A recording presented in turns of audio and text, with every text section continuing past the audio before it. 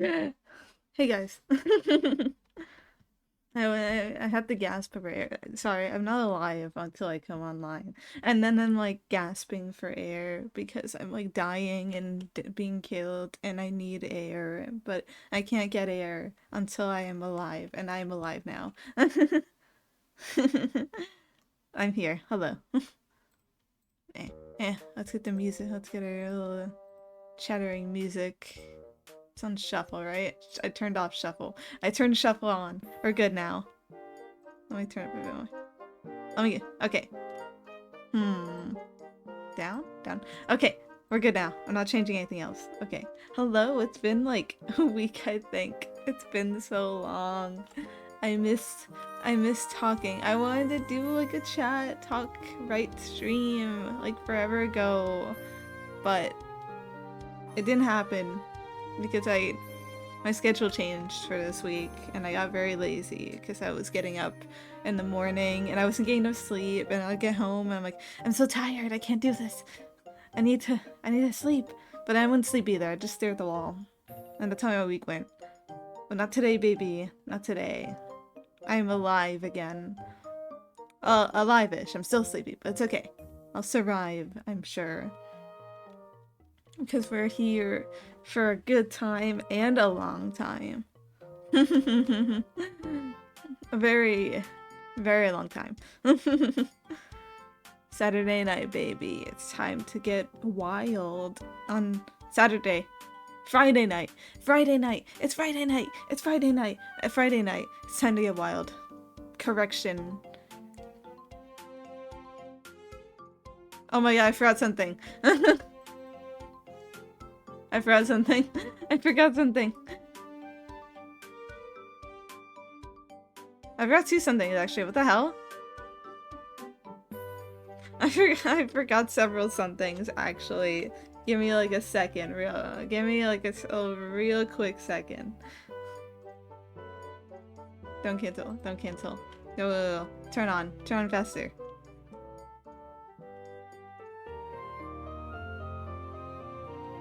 That's it. It's working. Okay, it's back. I think I got everything on now. Okay, now I'm ready. Teehee. Teehee. Let me, also... There we go.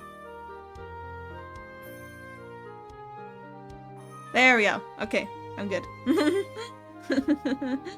I'm a little forgetful sometimes. I'm a little forgetful sometimes. I go oopsie and then I forget things. It's a bad habit. It's not good. It's not good. Don't be me. Don't forget things, okay, people?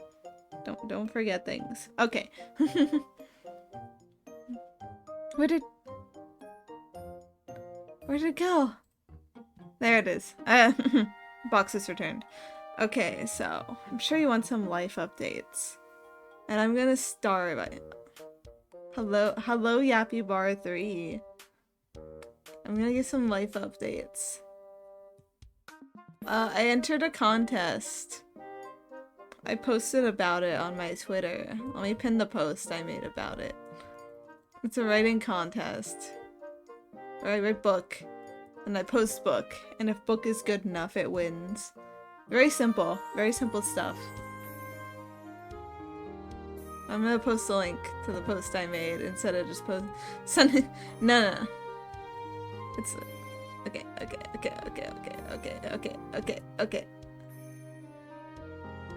There we go.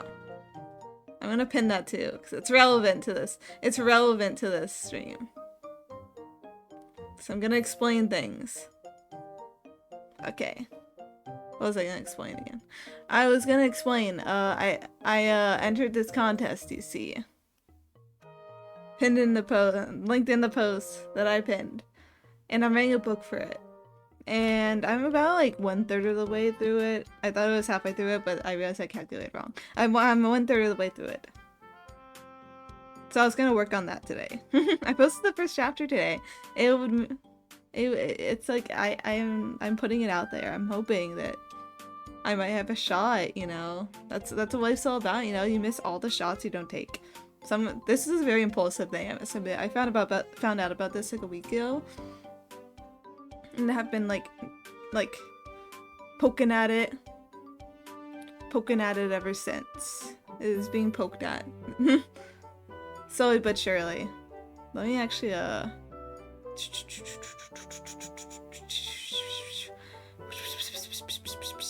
I can't find it. I have too many things. I have too many things on. There it is.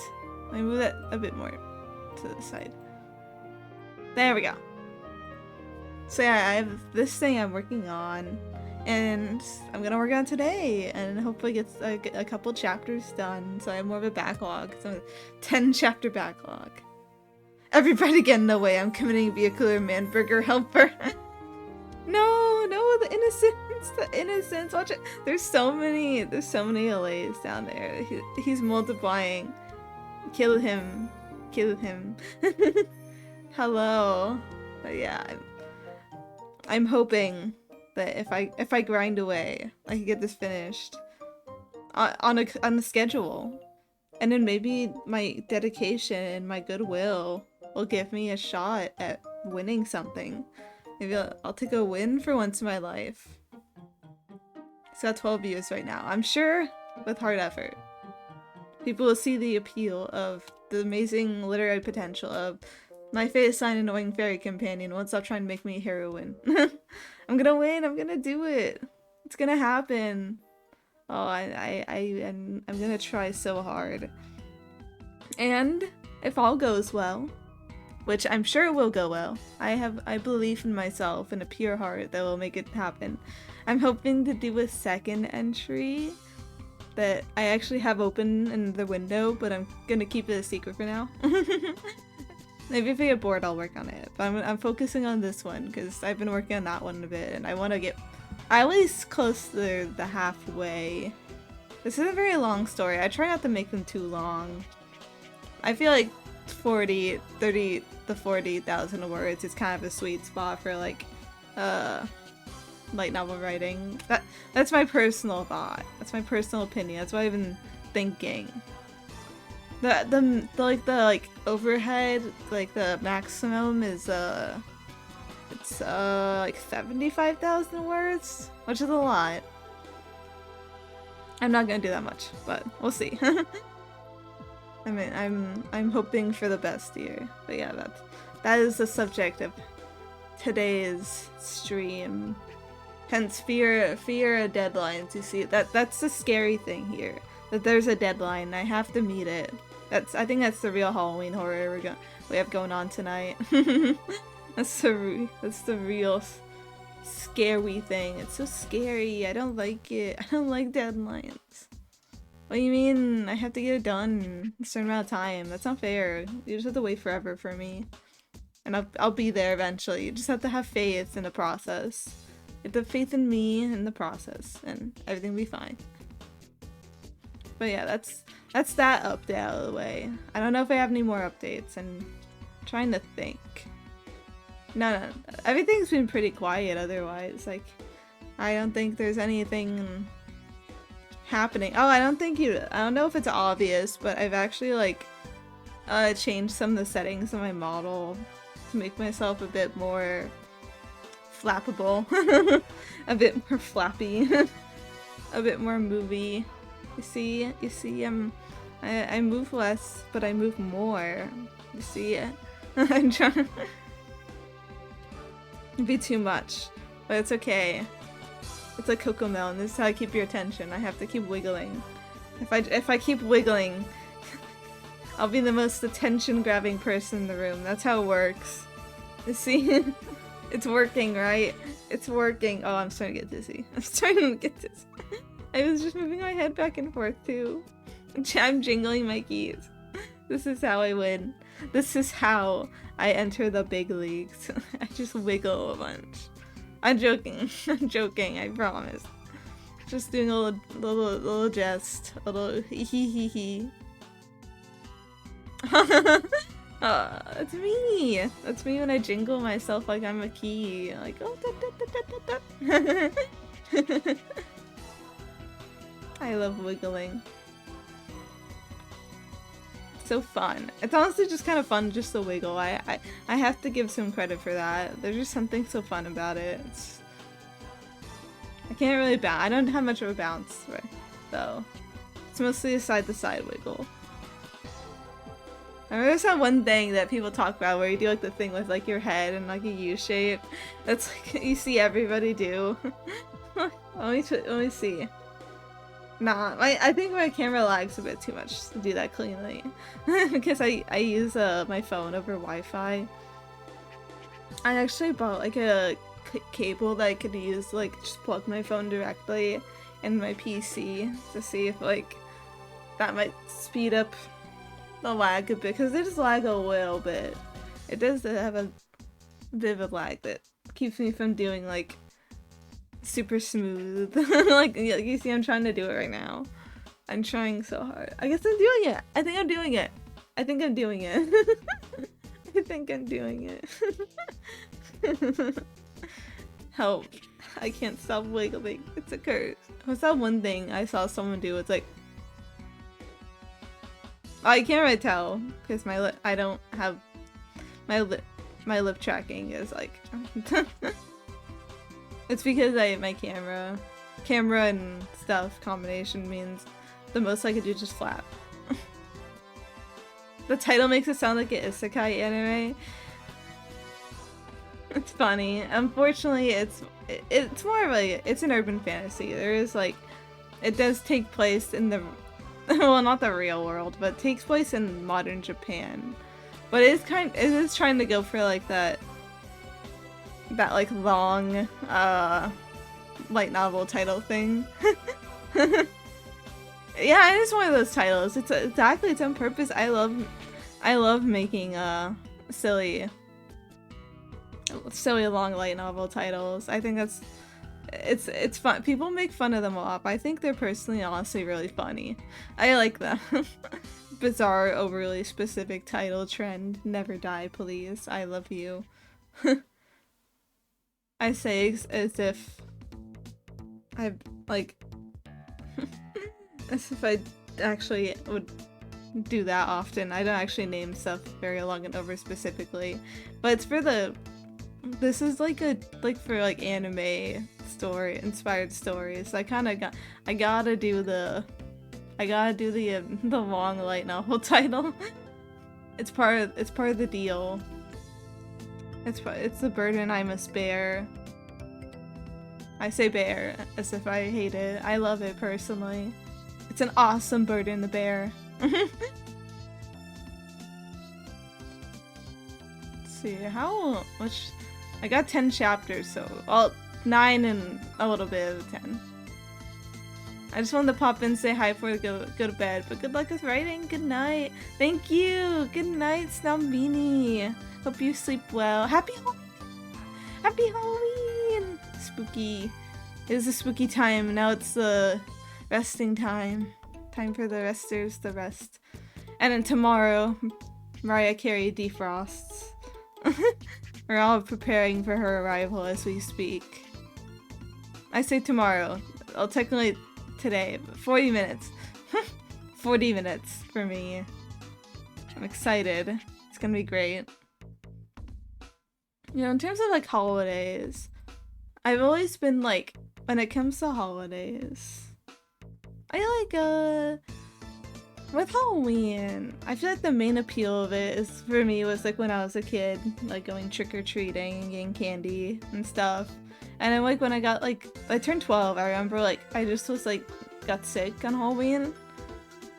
And I was just sitting around my bed in my costume like, and kind of over it. And then after that I never did anything for Halloween ever again. No Halloween parties, no funny events. I don't think so. No, I never really do anything for Halloween. Last time I did something for Halloween was like actually 2 years ago, which was pretty recent. But to be fair, it was the last time that I did anything Halloween-y in like years, and it's probably going to be the last time I do anything Halloween-y in years times 2 again. I just don't do Halloween. I like making costumes for the game, but I honestly don't do that much with them. I didn't bother making one this year because I worked and I figured I wouldn't have much of a chance to wear it anyway at work. So I was like, whatever, I won't bother, I don't care. Oh well. Oh well. That's okay, that's okay. But yeah, I've never been a Halloween person. Like so many people in my job today were like, but I have to work Halloween. This sucks. I want to go to a party and I have to work here and show up late. And I'm just like, I don't have anything to do. I don't care. Hence why I ended up there, I guess. But yeah, I've never been much of a Halloween person. Now Christmas, I love Christmas. Even though I only do like one thing in the morning, and that's literally I just like the feel of it. There's just the vibe. It's just so jolly.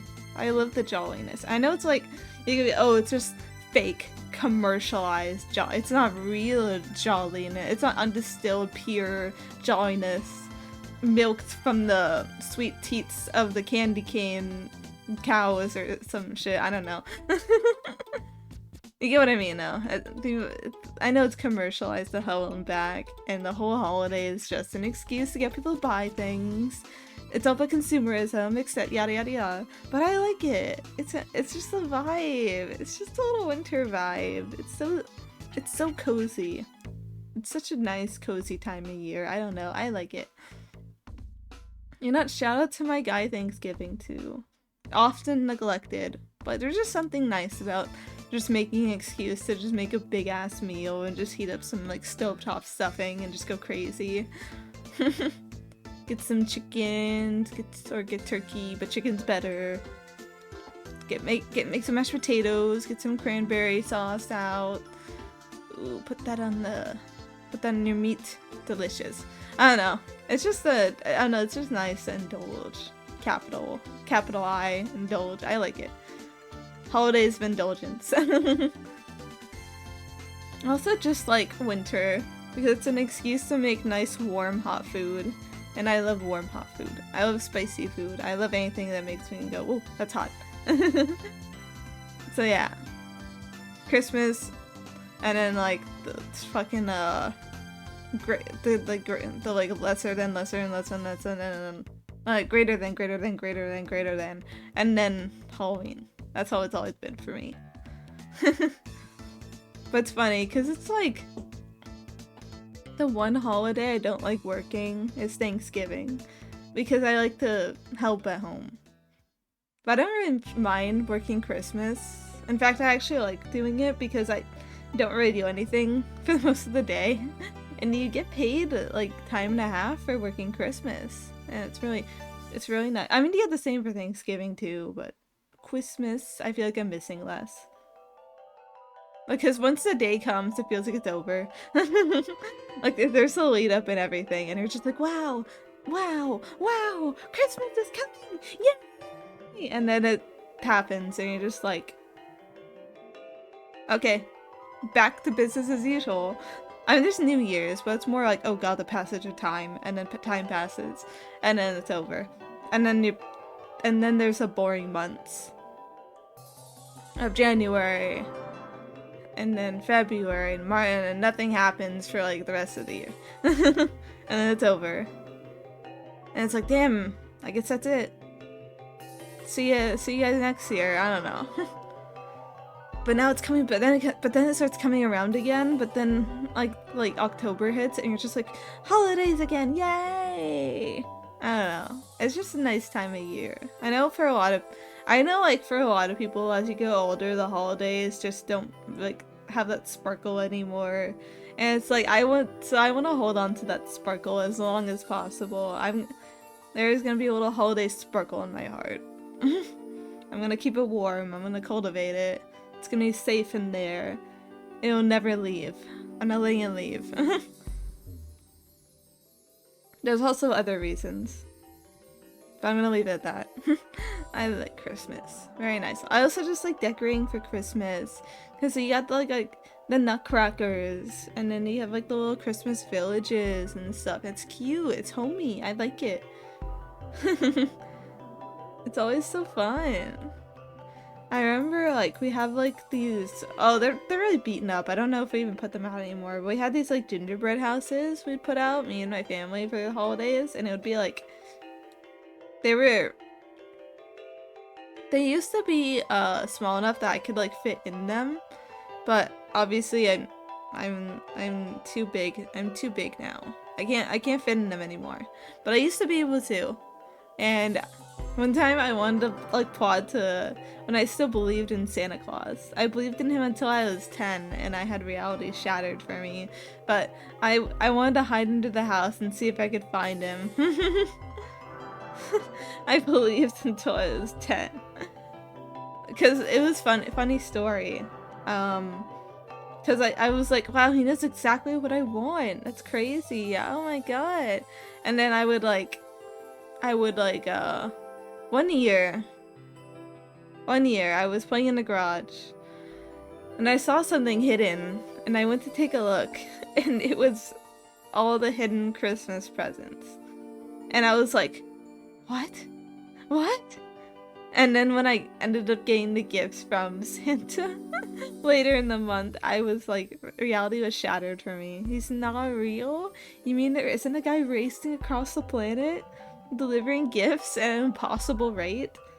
You mean it was all fake fiction stuff to sell like sell Christmas stuff? Who even? Yeah, I'm curious. Where the hell did the idea of Santa come from anyway? Like, was it just like a marketing thing? Let me look it up. I think it probably came from a mythology thing.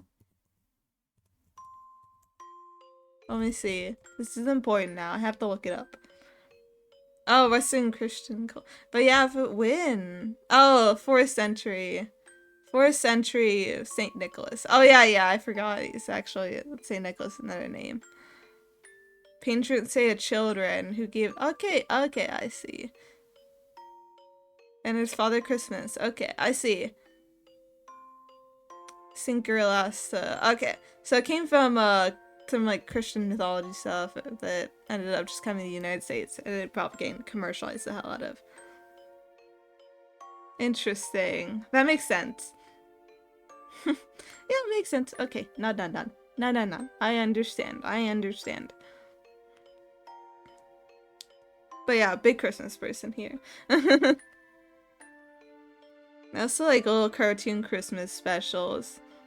Like, my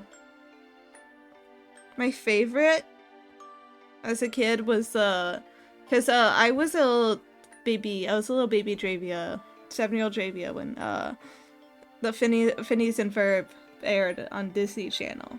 I was an OG, I was there from the start and I loved it. I adored that show. And I really liked the Christmas special. I love the Christmas special so much. I loved it. It was so cute.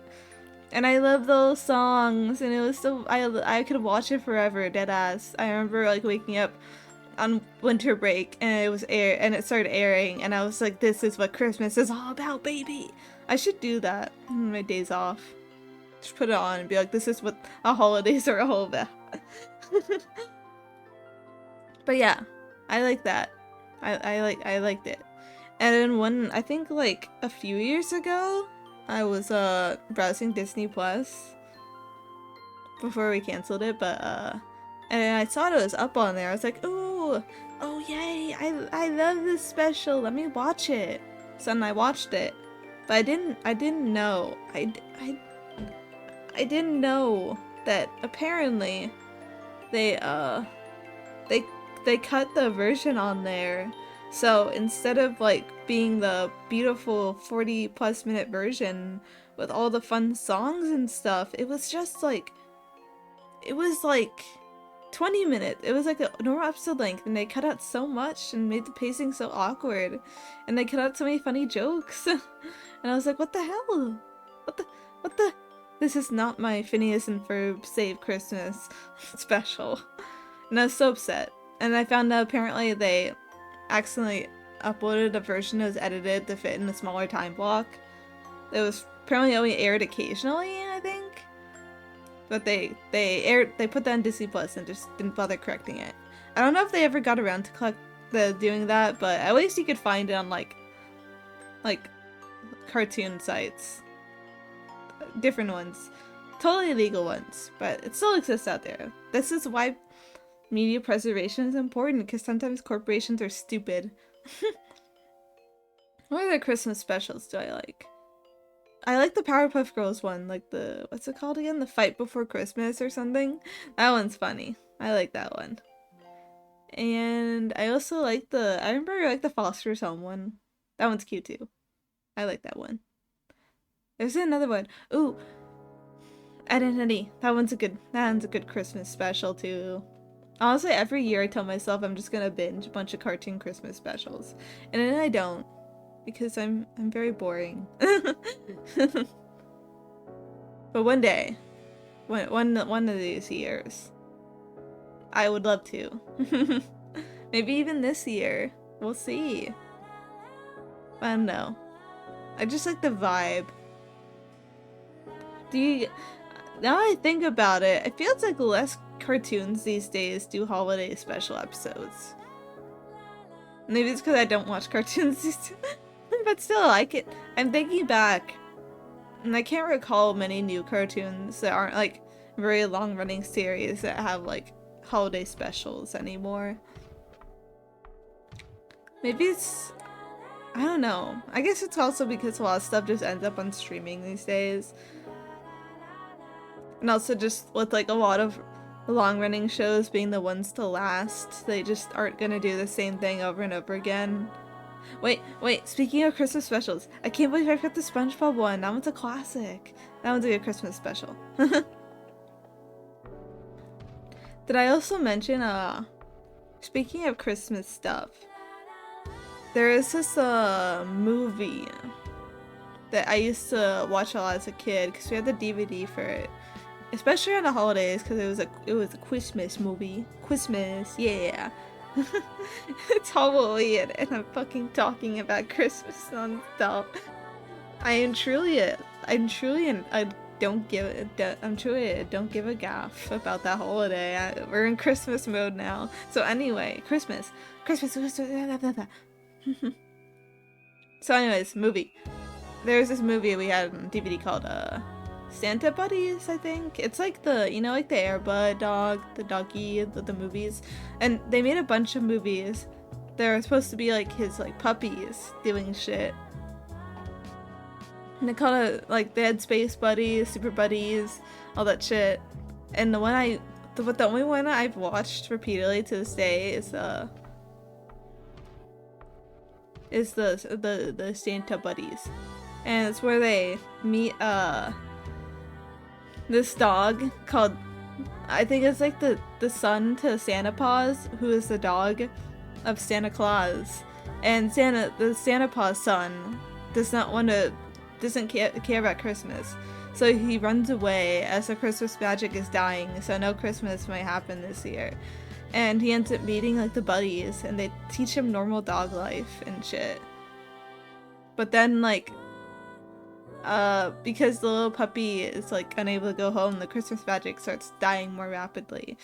And they have to bring him back. And then they learn to mean at Christmas and blah blah blah blah blah. That's not the point. The point is I rewatched it like a year ago because I was older and wiser and decided I wanted to watch Santa Buddies. But the thing with it is that I didn't realize this at the time, I think because I was a child who did not understand the ways of the world. But there is so much prayer in that movie. They are praying to Santa Claus, like, repeatedly. Even the dogs, I think, like, pray to Santa Claus, like he's some, like, revered deity that must be respected and admired by all boys and girls. He is the beginning and the end, the past, future, and present. He is the giftee and the gifter, and there's nothing you can do to stop him. He is coming whether you were nice or naughty, and you will get what you deserve. Some shit like that. They worship Santa Claus in a different universe. It's kind of crazy.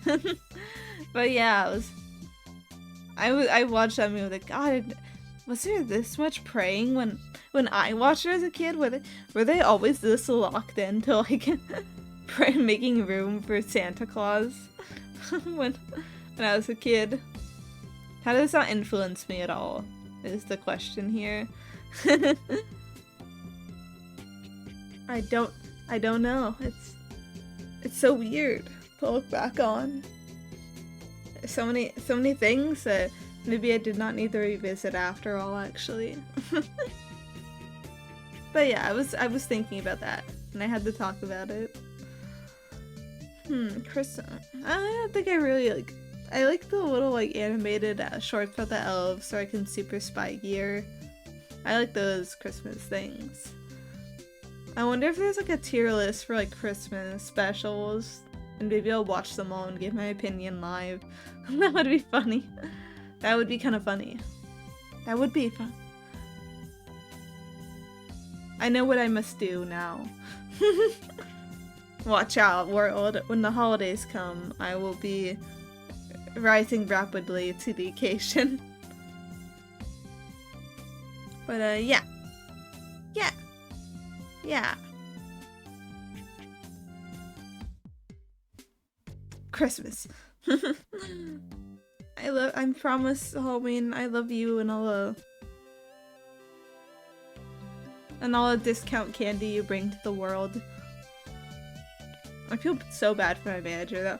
He was like, okay guys, they're sending us so much Halloween candy. We have to sell it, guys. We have to sell it. Please, just sell at least some of it. And we sold like literally like 2 bags today. I was like, bro, what were they thinking? Sending us so many Halloween candies. Everyone has Halloween candy. The only people coming here for stuff are people who want to get drunk at Halloween parties. Who would buy candy here? Why is this our burden? So now we have like a bunch of candy we're probably gonna discount and sell on for like way cheaper instead. Rip all that candy.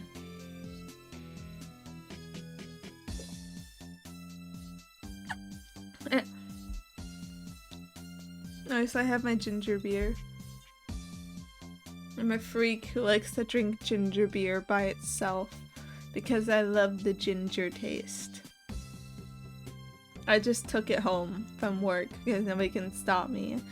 And also because the 4-pack that was in broke and we can't sell it by itself. So like, you know, I don't want to let it go to waste, you know. I'm a very unwasteful person. I may be the most frugal person ever. I would never let anything go to waste, especially not a valuable product that could be better served the use being consumed by me on my free time. Boss make $1, I make a dime. That's why I drink your ginger beer off of company time, but but yeah. Oh my god, you know what? I'm reminded of something that's completely unrelated I'm thinking about. So like, I'm not commenting on Twitter. I don't like commenting on Twitter drama. But I saw a post. You're probably thinking I'm talking about that post. I'm not talking about that post. I saw a post about someone being like talk about Skeb. You know, the popular artists, like Japanese artists, like Requestbox website. Requestbox, I underline that and circle it because that word is very important and seems to be the one people forget. And people talk about how they order stuff off of Skeb, and when they get it, the artist will often like put it up free to use or just like not make it like a private commission or just do whatever the hell with the art they want. And people will be like, that was supposed to be my commission. It was supposed to be private. We can't post that. What's wrong with you? What do you mean? They just posted it. That's not. I told them not to do that, and it's like, people don't know how Skeb works. I fall to my knees and I start melting, and you see the flesh, and you see my fat, you see my bones, and then I keep melting, and I fall into a pile of dust. That's how I feel whenever people don't understand how Skeb works. If for those who need more context, I say Skeb is like a Japanese artist like Requestbox. I'm sure you don't actually need to be from. I'm not sure if you need to be from Japan to use it. But the vast majority of people that use it, and I don't think I've seen any exceptions, are Japanese artists. And the way it works is that you find an artist you like, and before you commission them, they'll usually have like minimum amounts you need to pay for the service you want. There's voice acting, there's music production, there's of course art, there's video, which is like animated art. Like for example, let me demonstrate something. You see this thing. You see this? That thing. The thing I'm doing right now. That was a Skeb commission that I got. I paid money for that. Quite a bit of money. I think over like $100. Because I requested the artist at like a good amount above their recommended amount. Usually when you do that, they might like put more effort into it. Like make it look nicer. Like usually the base amount is like, I will do like the minimum, that's the minimum I'm willing to take for my art. And like for some artists that doesn't matter, but for others that like they might just take more time on it if you give more money. Because you can go above the amount requested, but the minimum amount. But if you go below it, you can submit requests like that, but there's a, like, usually the minimum amount is the artist being like, this is the minimum I will accept, and if you go below that, I feel like unless you're like, they have like a reason to really want to take your request, like you're like a, like you're like, they're like celebrity crush or something, they'll probably reject you. They'll probably throw you on the street for that. But yeah, that's how it works. And basically, yeah, what do? You put the money you want to send, and you have to have a credit. You have to use a credit card for this. Credit card users only. And then you detail your request in the notes. Hiccup. Detail the request in the notes. So you can make it as vague as, "Hi, here's my character. Do whatever you like." Also, they use DeepL for translating. So like if you're writing English, you can just write in English and it'll auto translate. But you always have to keep in mind the way that works with the translator. Don't use big unknown words, because then it might confuse the translator. Usually, like before I send a message, I just run it through like DeepL myself, and then I run it back, and I'm like, okay, that's probably a gist of what they're gonna see, and I'm gonna put in reword things if needed. That's how I usually do it. But anyways, you send a request, and then you send it, and then Skeb takes your money, and it's kind of like in a limbo state until you get your art. It's in a limbo state. It's sitting there in the void, and once the art is done, the artist gets my camera started falling. Once the art's done, the artist gets their money, and everyone's happy. Yay! It's a really easy system. No way can you screw it up. But what people don't realize is that they don't read the terms of service. Which, to be fair, I don't really read terms of service often myself. But it's good to know the basics, at least, I think. Especially if it's not many basics. And the thing with Skeb is, like I said, it's a request box. Once you send the money and, like, the information, that's basically it. You just get the art. You have no control over the process. I like it because with some exceptions. I'm not the kind of person that have specific ideas in mind and much prefer to have artists figure out for me. So it's good in that respect. But yeah, a lot of people don't realize that not only is it like request in the sense that like you send in your information and there's no communication from there, but also there's the fact that the terms also state that the artists can pretty much do whatever they want with the art afterwards. You can't claim exclusive rights or anything. You can't claim sole commercial use. You can't claim this or that, privacy. You can't. It's just not allowed. Otherwise it would create complications for artists with the no communication rule. It just wouldn't be good. It wouldn't be good for anybody. So it's against the rules. But people will still treat Skeb not like a request box, but like a commission site. Unless I'm actually like want to kiss an artist style so bad in the mouth and eat it, I usually don't commission artists on there for anything like crazy, crazy. The Stinger was an exception because that artist is like actually godlike. And I wanted their art so bad I was going to die if I didn't commission them. But most of the time I solidly recommend not relying on Skeb because of the above information, but people will still do it. People will still like rely on it exclusively to get like expensive commission stuff, and then when the artist ends up doing what they want because it's within their rights, people are like, why did they do, how could they have done this? And I just wish people would like read. I wish people would read because it always makes me like annoyed. People not reading things. I work in retail. I'm allowed to be annoyed at that. There's also generally just that like not to be rude, but sometimes I feel like a part of the reason people can treat Skeb like a commission site instead of like going to actually advertise as commission sites is because the currency is in yen, and the yen is notoriously weak, and I feel like a lot of people like to kind of take advantage of that a bit and get really good art for like cheaper than they would get commissioning someone on like Twitter or VGen, you know? And I feel like that kind of like is the reason why people want it to be, or criticize artists for like doing what they want with this request art. Because they want the nice stuff for cheaper.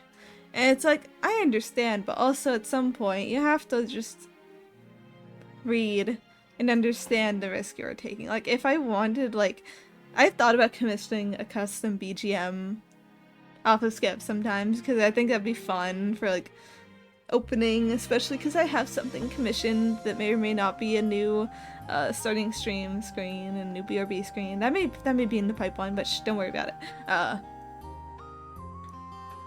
It's kind of like, it'd be nice, but like if I got off a Skeb, which I probably will because I like it, I would not expect them to like exclusively only have it for me.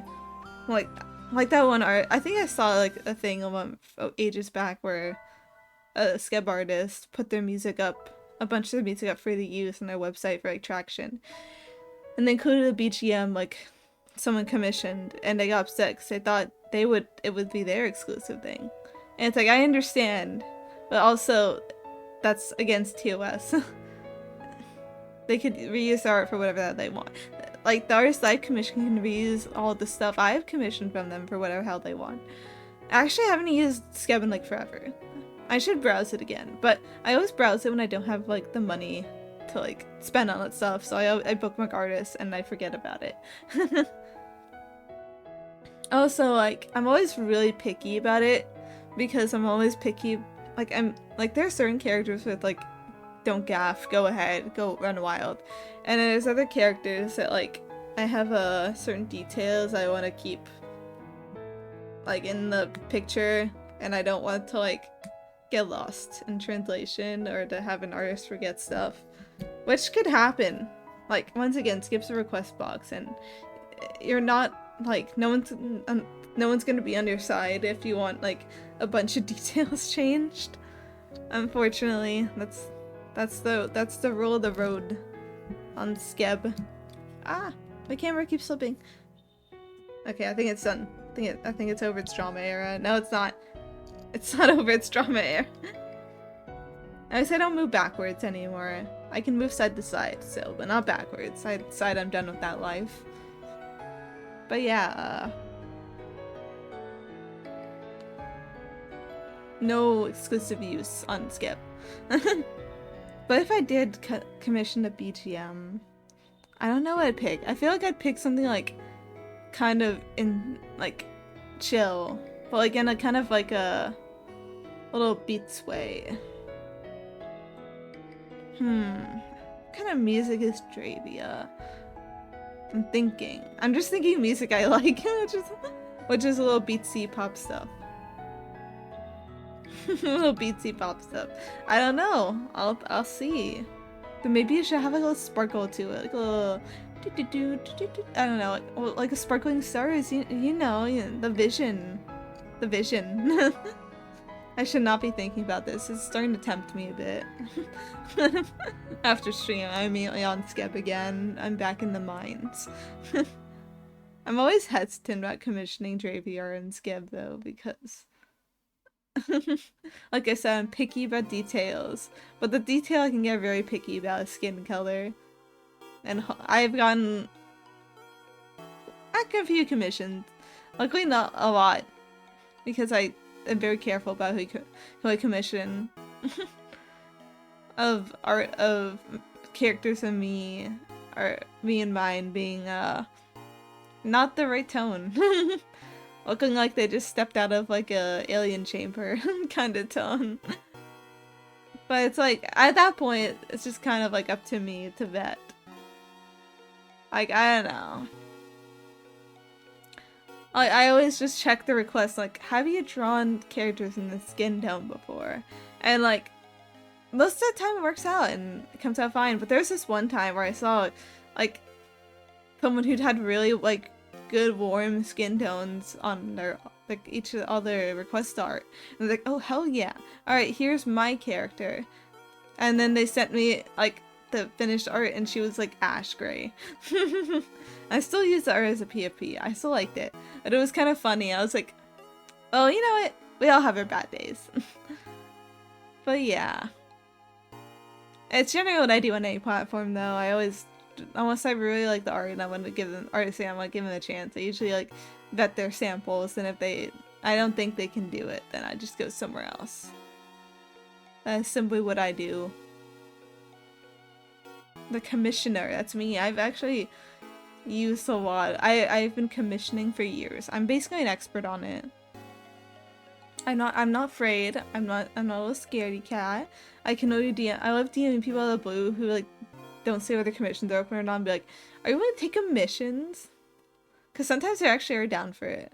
And like it could be risky if they don't have the experience. But most of the time it works out. I've actually been ghosted on very few commissions, and when I do get ghosted, half the time it's like, oh, understandable. Like, let me think.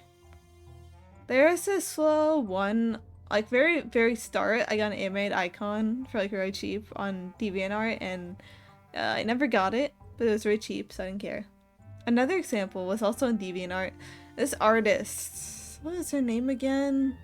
I got a crazy amount of art from them. I got suggested from a friend who was like, wow, look at this. This artist has like crazy affordable prices and they're just, they draw so much. And I'm like, ooh, interesting. So I got their like, there's a DeviantArt even still exists? Oh yeah. Shizune Kotori. Yeah, that's their name. And I commissioned them quite a few times, and I got like little packs of art and stuff. And I applied to get a pack from them for like a New Year thing. And I'm looking at the post right now. I found it like instantly. And it was like a bunch of their like discontinued YCHs, and apparently mine was at 50 like a line art stage. Mine was at line art stage, and I never got it because they disappeared.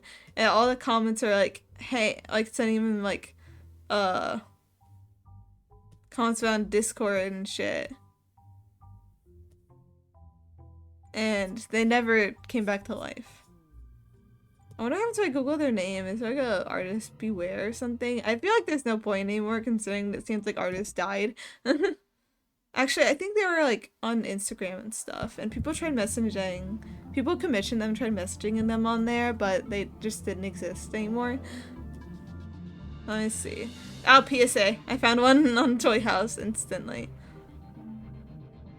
It got edited nearly 3 years ago last time. But it looks like they are non-existent. What does the last page say? Can I still get a refund? 3 years later. I'm joking.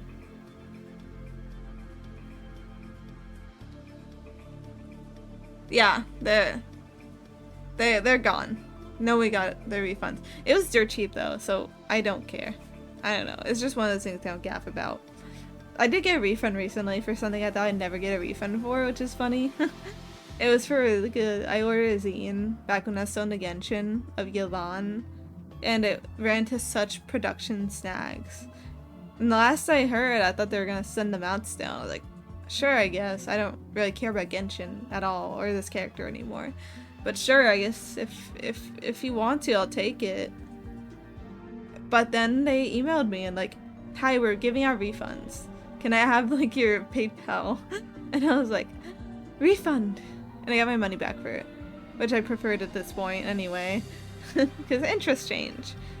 I still regret not getting the Albedo zine that came out like years ago. It also had production snags, but come on, it was Albedo. I still care about him, I think. Him and Hu Tao. Somewhere in my heart, but I'm not picking up that game again. But what if I did? Fuck, I'm thinking about it again. I don't have the space for it. I don't have the space for it. I don't have space for Genshin. Oh no, it's terrible. Okay, anyways. Yeah, so that's an artist I got. Shizune Kotoe. Get that? I'm joking. They don't exist anymore. I think it's fine. Even if they did exist, I personally would feel very horrible if they got, like, hurt. Like, actual, like, really hurt. Because, I don't know, their prices were fucking criminal. I feel more bad for taking those prices at face value than anything. But regardless. What else have I ever not gotten my commission back? Okay, for these other... Okay, I'm not gonna go over this one story because we sorted it out. Everything's cool. And I don't want to turn over old stones. But this one is a recent one. I'm not gonna say their name because I don't like shit talk. But for the people who disappeared off the internet years ago, I don't think it matters one bit. But for this person, like, it's kind of whatever to me. Technically, I could ask for, like, a chargeback, actually. But the art they sent me looked so finished that I just don't care. I genuinely just don't. It's like, whatever. You know, like, when the art just looks nice. And it's just, like, if I filed a chargeback, it just wouldn't feel fair, in my opinion. It just wouldn't feel fair. I can't do it. So, yeah. I commissioned them, like, back in June. For, like, a $45 art thing, and they're like, oh hell yeah, okay, I'll get it done by not June, May 12th. Wait, it's midnight. Okay. Okay. Drop what I will continue the story in a second. I don't want a lot for Christmas. There is just one thing I need, and I don't care about the presents underneath the Christmas tree. I just want the whole more than you can ever know. Make my wish come true. All I want for Christmas is you. Thank you for joining my first karaoke. My first karaoke stream.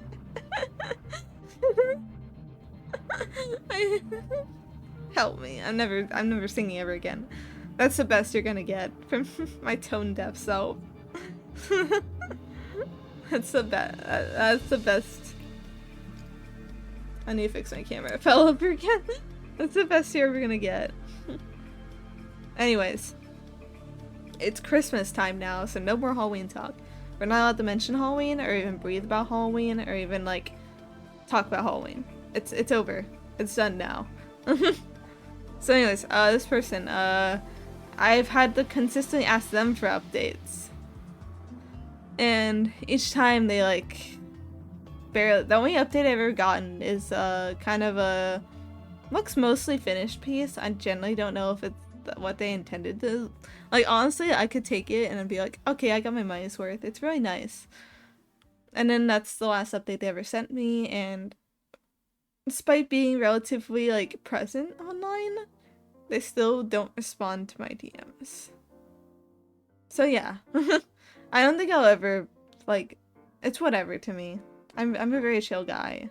What people don't understand is when they don't like DM me or communicate with me, is I'm actually a really chill guy, and I won't make a big deal of things unless I feel very wronged. But even then, I'm a chill guy. I'll get over it. There's a lot of things in life I've gotten over that I'm very chill about now. So that's okay. I'm over it. It's what's it's, as they say. I love saying it. It's what's it's. It's real. It's true. Be true to be like you. Anyways, I think that's all the times I've actually lost money on art.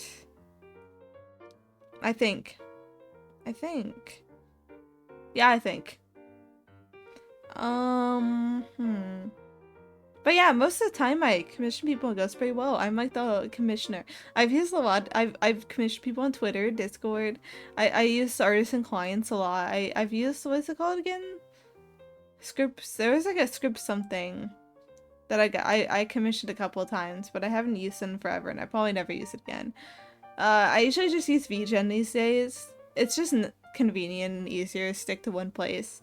Sometimes I'll do Twitter if I really like an artist, but VGen's just kind of like the place for me. It's just such a nice website. It's easy to save artists you want to commission stuff. And I know there's like I've heard whispers of a Korean commissioning website, but it really does not, unlike Skeb, which still can like be relatively decipherable on your own. It looks like you really need some tutorials to commission off there. I'm like, no, I'm good. I'm good. But yeah. Art. I love art. I have like a fucking, I don't know if I still have it saved on it. I haven't updated. I need to update it, but I have like a several gigabyte large folder of all the OC art and stuff I have over the years. I have a deep addiction. You don't understand the adoptable era of my life. The adoptable era. Because when I was,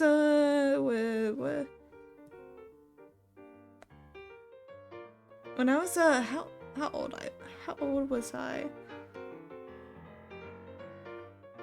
I think it was like, when did it start? 19 maybe? Maybe 19. I'm gonna go with 19. That sounds like a nice year. 19 to like 21. For 2 years straight. Actually, no, I can timeline this. Let me open Toy House.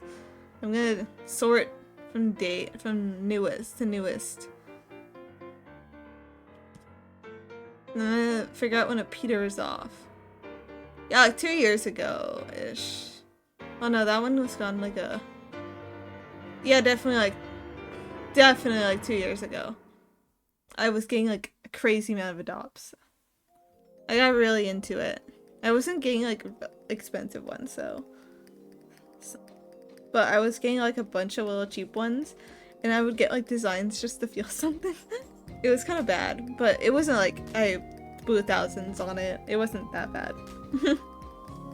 I got really into getting those designs and stuff, and then one day I was like, I'm kind of over it actually. I don't really need these. And I stopped buying them. I still buy some, like, ow, I bit my tongue. And I still buy some occasionally if it speaks to me. But I don't think I've really had a design that speaks to me in a while.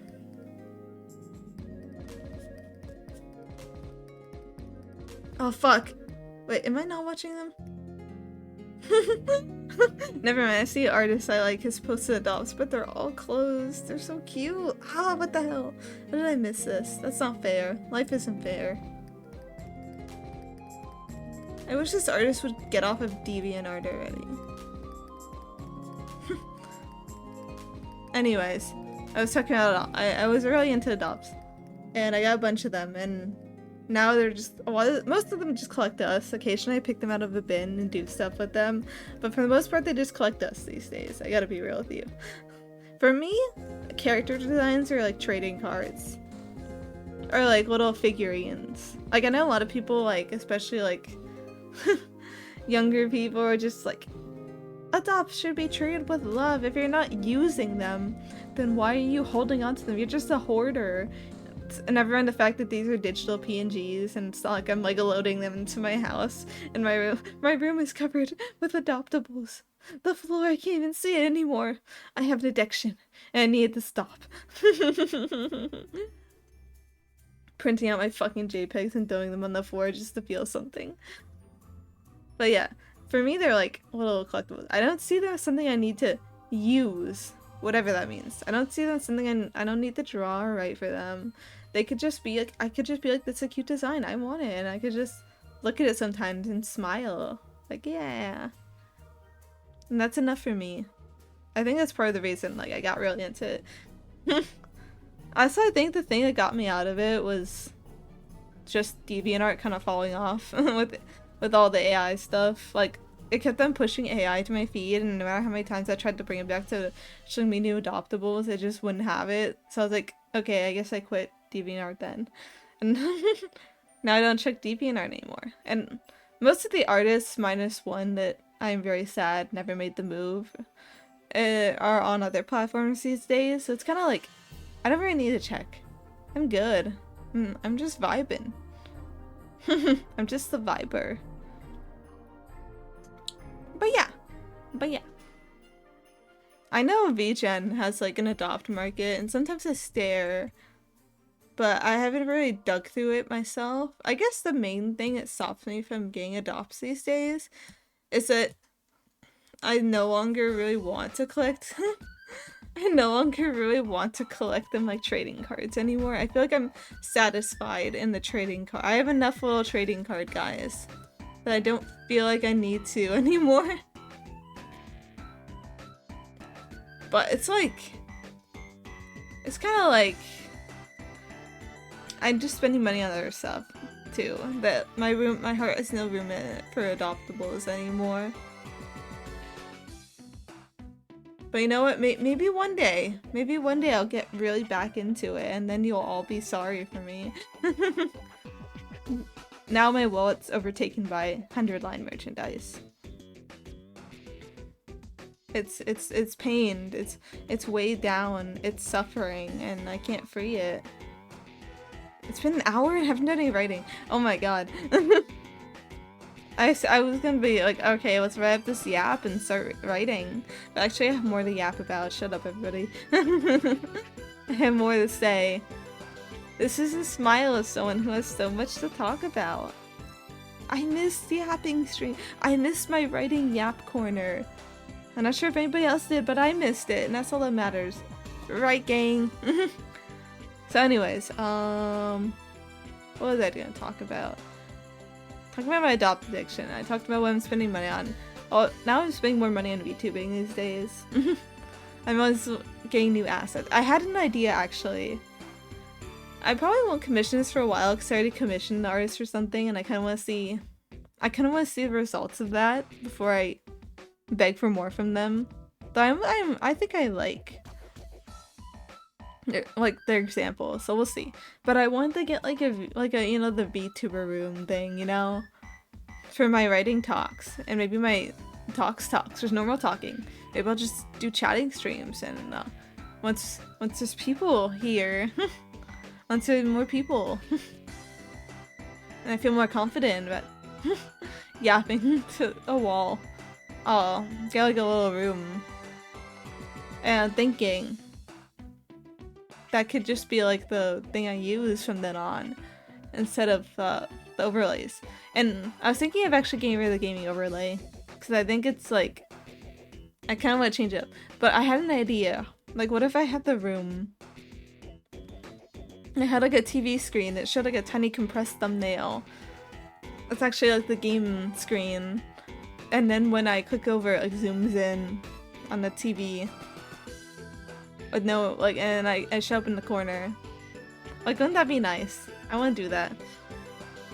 But I'm gonna see what the artist does with the commission. I was also thinking of like, for like writing streams too, it would be funny if like maybe I could have multiple items I bring up. Like I have the TV for the gaming and stuff, and maybe I can have an e-reader for reading streams, so we zoom in on, and then I can have like a laptop for writing streams.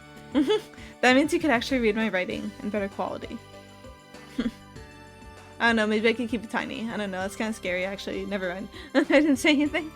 But I thought it'd be nice. It'd be so nice, wouldn't it, guys? Oh, it would be beautiful. But I also kind of like this little scuff-ass PNG littered screen too. I think it also has its own charm in a way. But yeah, those are just like some thoughts of future stuff I want to commission. I'm the kind of person that's like, a part of me is like, I shouldn't just use assets as I get them. I should hold on to them like for a big debut, like people do. But honestly, I'm like, God, I don't know how I even do. I don't know, I kind of don't want to hold on to things and then just have my streams be like poop when I know I can do better. Like they can look nicer. I have been thinking of like, I was originally gonna hold on to this live 2D model until I did like a whole event for it and everything, but I'm not about that life. I'm impatient, you see. I'm a very impatient person. But I did have an idea for something I did want to do one day. Maybe once I get better at like programming stuff. I had an idea. My idea will be revived. It doesn't have to be a big... Oh, it will be a big thing. But it doesn't have to be like, look at all the nice stuff I have now.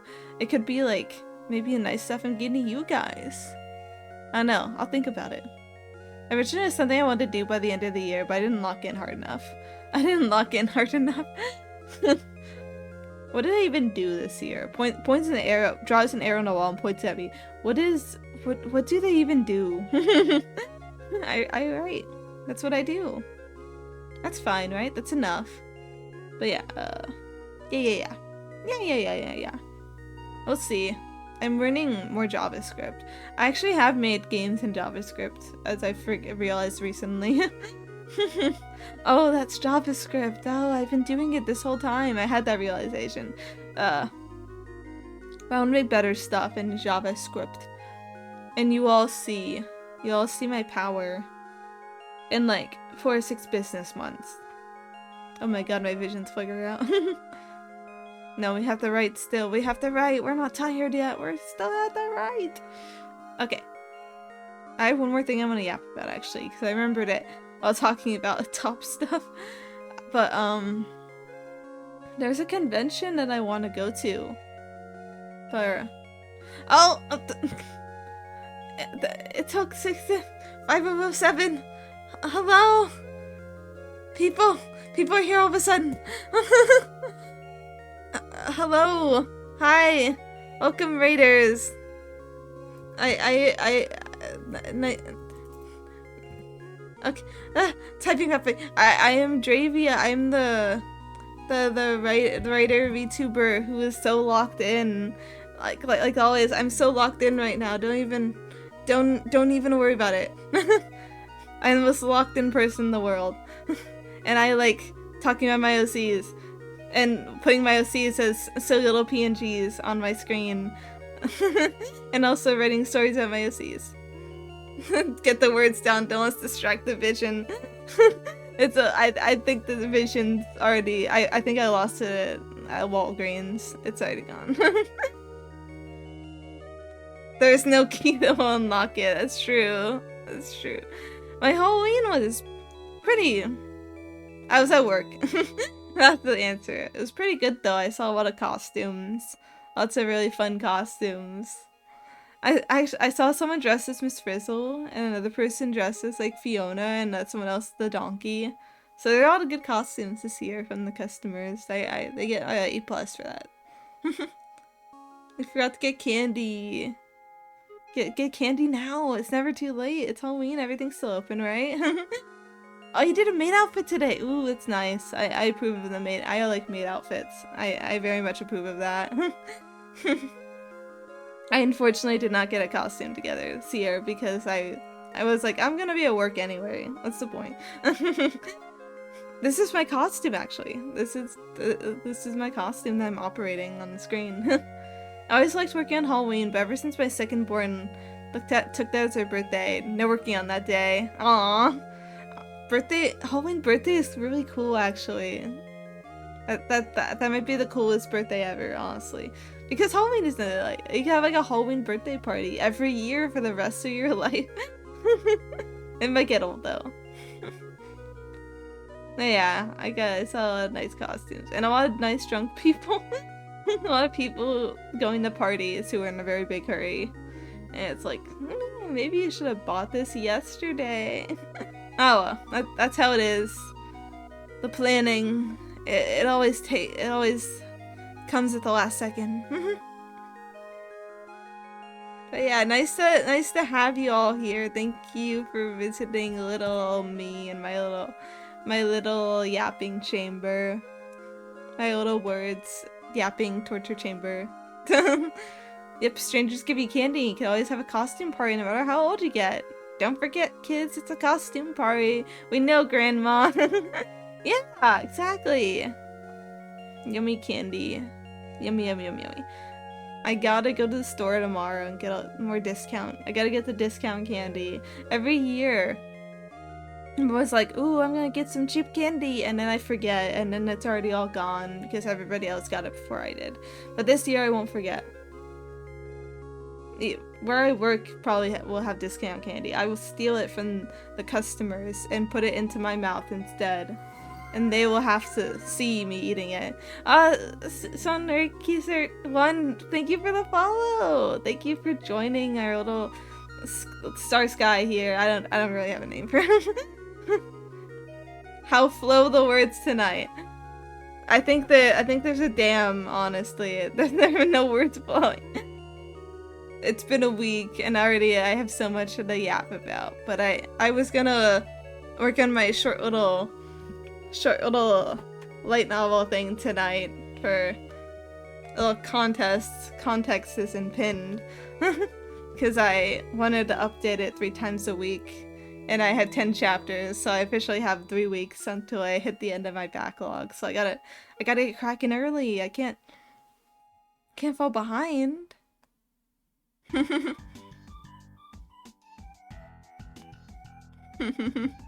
I still need to write a chapter tonight. We'll be chapter 61. Hell yeah! That's good progress. Ooh, he left me with that. I support good progress. I don't think I've ever written anything that was like that high with chapters, honestly. Myself. I think I have like a fucking. I'm witnessing a fight and then who should I side with? I feel like argue more! Argue more! Yes! Yes! Yeah, I imagine like the sickos at the window. That's me going, haha, yes! Yes! Good night. Goodbye. It is quite late. Callie's an expert whiner when he wants to be. I support that, you know. We need some whiners in life to remind us of what we gotta complain about. I love whining. I'm like, at work, I'm just whining all day. Like, eh. He just wants his voice to be heard. You know what? Speak your truth.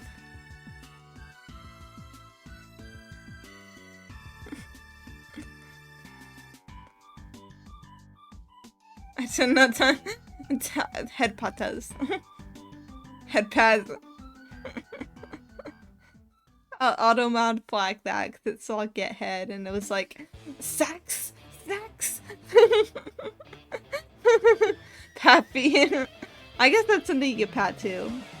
That's perfect. Patas. You pat that too. Nothing's stopping you. Oh, maybe the shoe is stopping you, maybe, and the sock. Those are kind of in the way too. See, I didn't choose this word. The world tissue.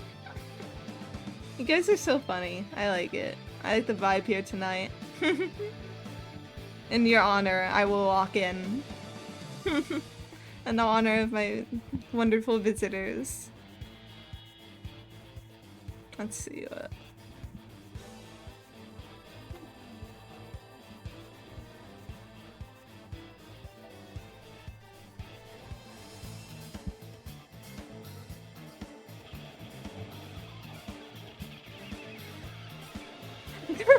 Visitors check their teeth. That's true. We gotta make sure. You better have yellow teeth, or I'm gonna get you with my shotgun. I do need to dip and grab some food though. But have a wonderful rest of the stream and don't let Callie bite. I promise. I will be very careful. I have my bear spray and everything.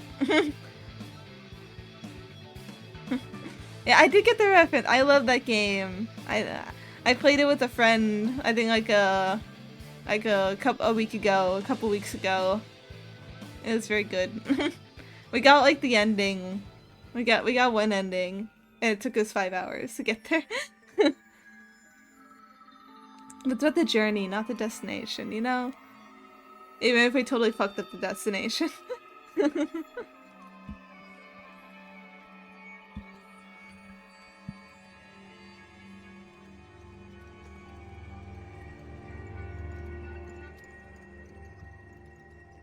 You know, funny thing about the story I'm writing, it's for like a contest, but one of the rules is that they want to focus on like straight romances and like stuff like that if you include romance. And so I was like, I was like, I don't really want to do that though. But I have an idea. I've made every major character in it. I'm mega time Kiraing my story.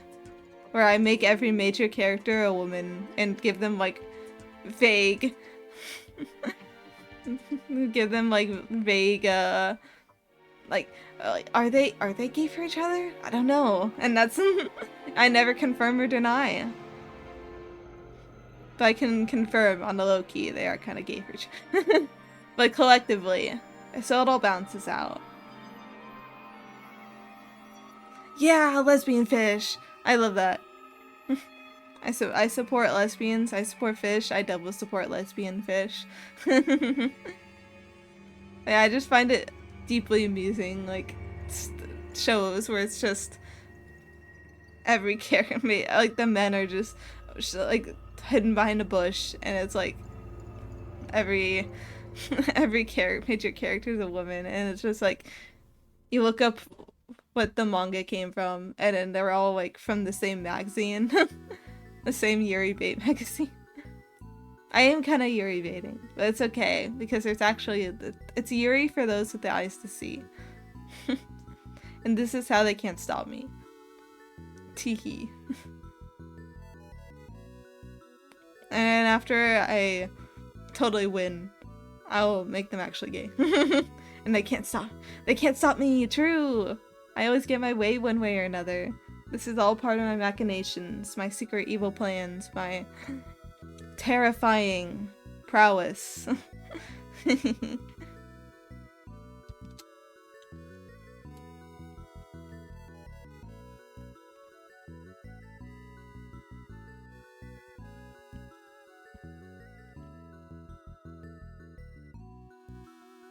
I'm so tired. Go sleep. Let me, my voice, my yapping soothe you to sleep.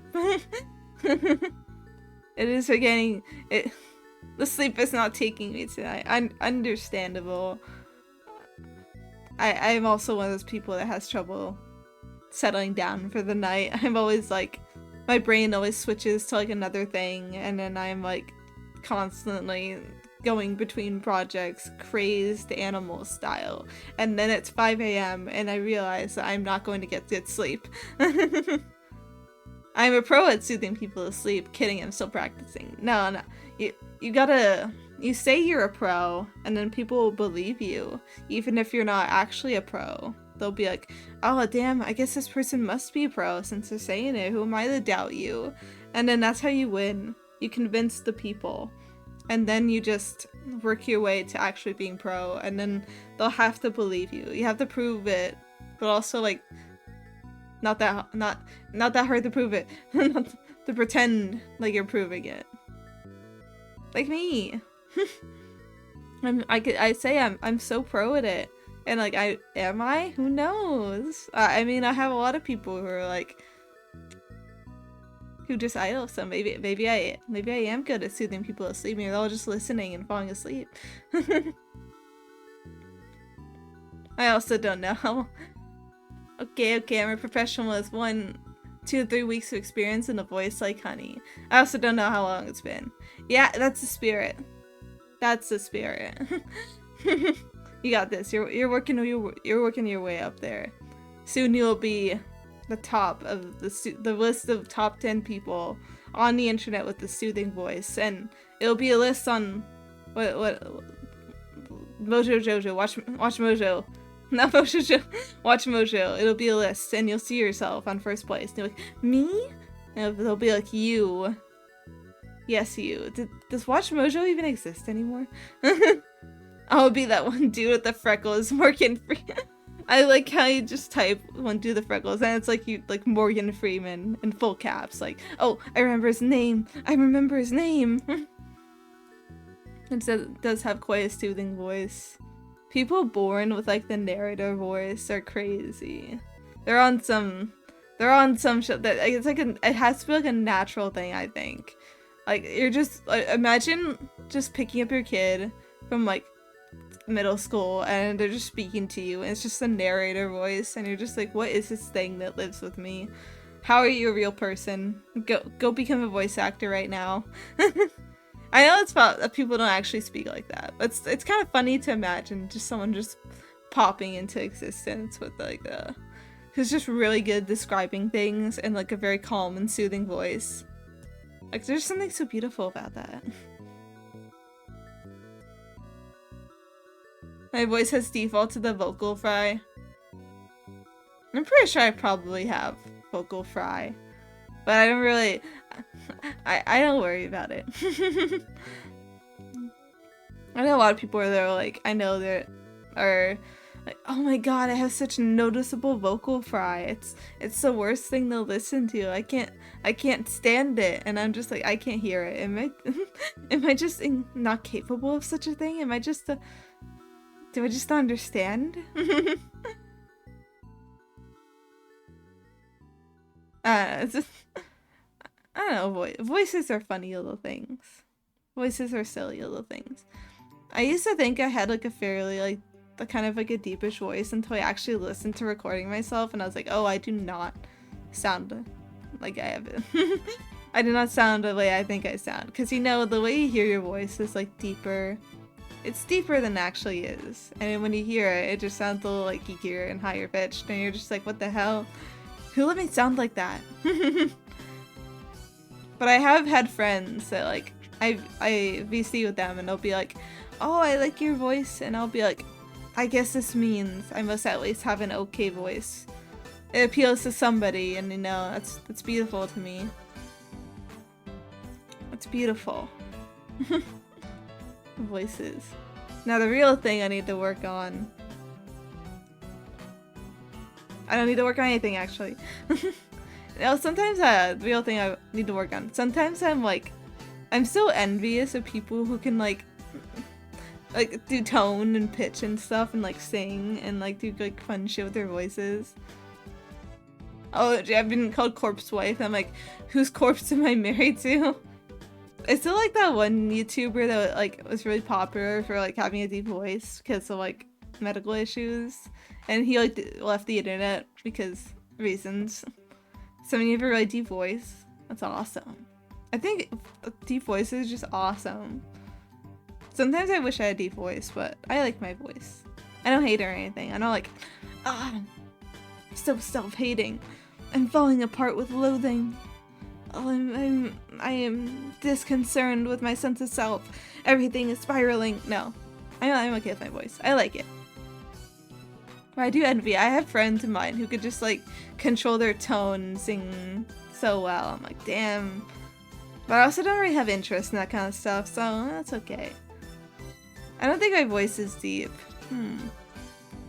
Yeah, it's... I can't say much without actually hearing it. But if you don't think your voice sounds deep, it's probably not all that deep. That little vibration, I see. Because, you know, like what I said, the voices sound deeper to us, and I thought I had a deep voice. And not deep, but like a little deeper than usual. I guess I don't. For years. The little vibration. Oh yeah, that like the little I can't do it, but I can't. No, I can't do it. But I see what you mean. I guess that's all it needs sometimes, and people will think. Or maybe it's something you could do with like vocal training. Like people will like train their voices so they can like put on a different voice for like stream versus like real life. I feel like some big people, I see a lot of big like streamers do that so they could have some, so they don't go to the store, and if like someone who watches them is there, it's like, oh my god, you're insert person here, and it's like, ah, fuck, they got me. They got me. With the very thing I use every day. The voices are weird little things, so I take good care of mine. I take good care of it. Because I have a terrible fear of getting a camera shoved up my nose. That might be the most terrifying thing to imagine ever, honestly.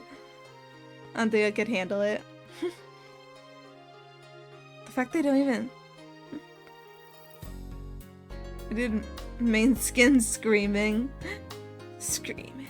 Scream! What is that?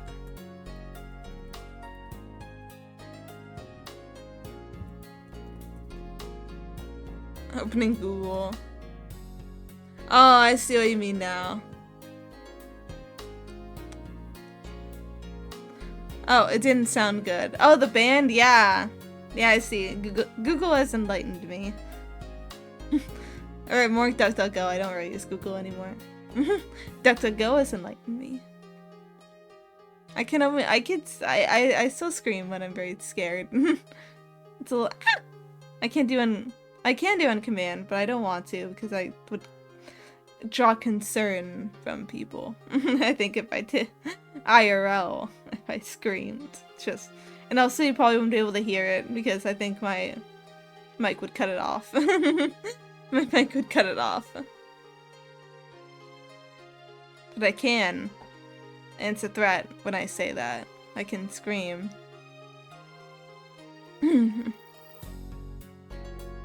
Speaking of voices, I think I'm going to take a short little break because I need something to drink and I ran out of ginger beer.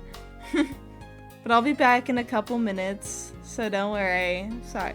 I'll be back for more actual writing this time, I promise, instead of just yapping about stuff. No, I'm sorry, I have to go for a little bit.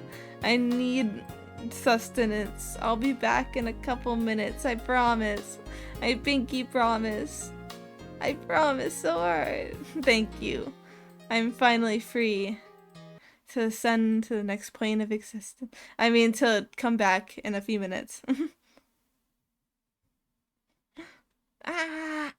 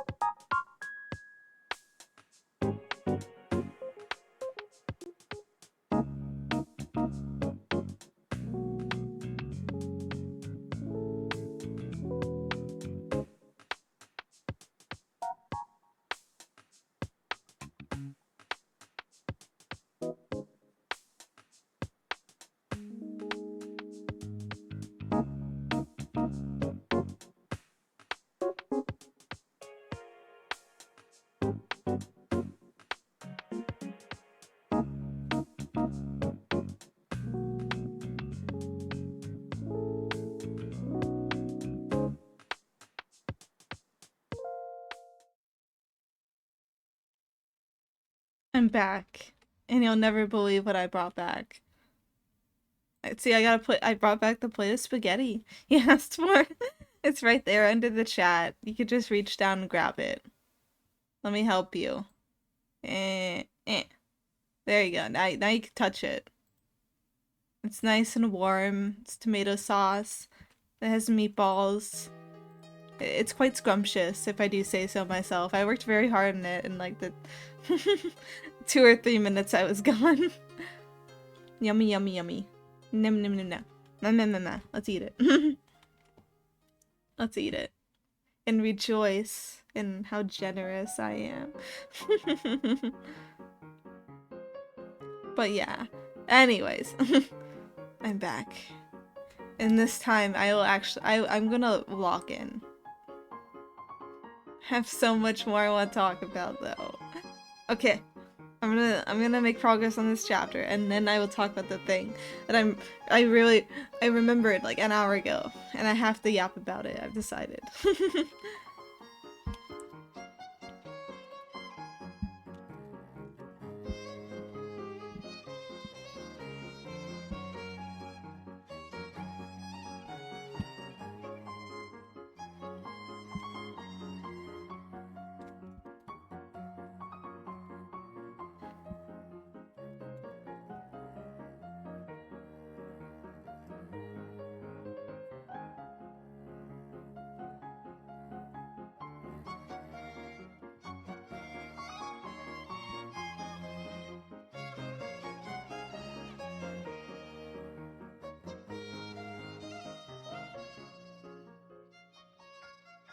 Oh, she wheeled again. I don't remember. Hi. Hello. See, I got your spaghetti. It's all nice and warm, and it's right next to the chat. See. You're welcome. I can't remember what. Yeah, and see, it's right there. I'm so generous.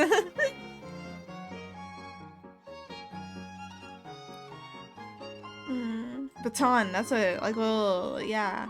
I remember now. No one ever got me spaghetti before except the lunch lady and my mom. Oh, I'm so happy. And now I'm the 3rd person to give you spaghetti. It's the meatballs, and it has sauce and everything. It's basically the perfect it's the perfect plate ever. Good boy Gonkai. Thank you for the follow. The starry night sky is growing brighter tonight with you as a part of it. I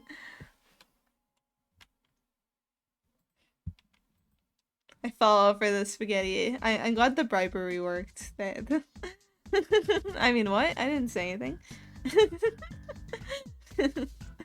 I didn't say anything. What bribe? What are you talking about? Sus. I'm not sus. I'm not sus. I start throwing things around the room with my psychic powers. I'm not.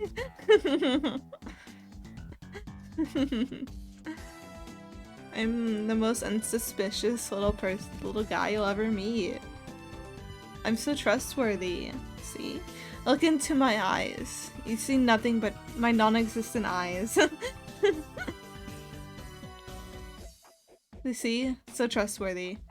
You can't see my pupils, so you don't know. You don't know. I could be like panicking down there, but you'll never know. Assuming I had eyes, of course. I don't actually know if I have eyes. You'll be my eyes? Okay, yay! I won't worry about it then, okay. Heart emoji, yay. It's beautiful. I finally have eyes now. This feels like a bold new frontier for me, honestly. Blink, blink, blink. I'm blinking. This is what blinking feels like. Oh my god, eyes are so dry. They're so wet and then they're dry. You can have them back, actually. I'm good. Have to nap. Someone said I'm only a good boy if I sleep. That's true. You will not just be a good boy. You will be the goodest boy if you go take a nap. I am giving you a pat. Sleep is so important. That's my challenge to you. Will you take the title? Will you take your goodest boy throne by going take a nap? Teehee. I teehee my words away. Teehee. I love going teehee. Unfortunately, it's become a vocal tick of mine that gets to go teehee all the time. And a talking thing. People will just DM me about stuff and I'll be like, okay, teehee. For no reason. Same thing with like, what's that one comic that's like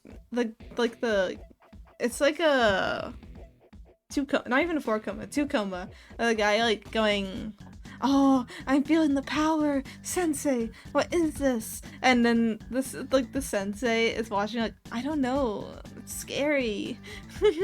And I keep saying that all the time. I said it to my sister earlier because she was shopping at the store that I worked at for a party, and then she was like, aha, you know, my boyfriend's the same age as you, and I just instinctively said, that's scary. I don't know. And she was like, what do you mean it's scary? And I was like, no, I just, it's a reflex, you have to understand. I just say things. I may be a little silly. I didn't. She sounded so upset too, like actually legit. I was like, no, I'm not because for context, alright, the gap between my sisters is like just 2 years, so it's not like it's fine. But it's still like, why did I say that kind of thing? My cheeks have been smiling so much. I keep smiling. I'm smiling too hard from being a silly little guy. I have to lock in. I'm not worthy of writing and reading because I'm not writing. I'm gonna finish this chapter and reward myself with more yapping.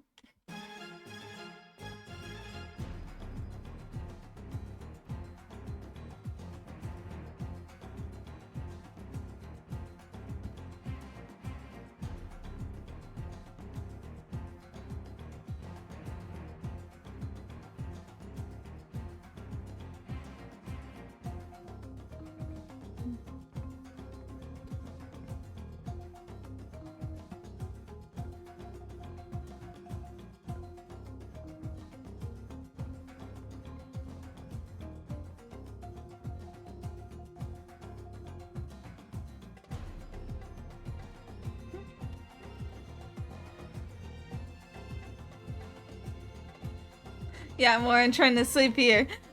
Okay, I'll do it for you. I wrote, how much did I write even? 101 words. Okay, I can yap again.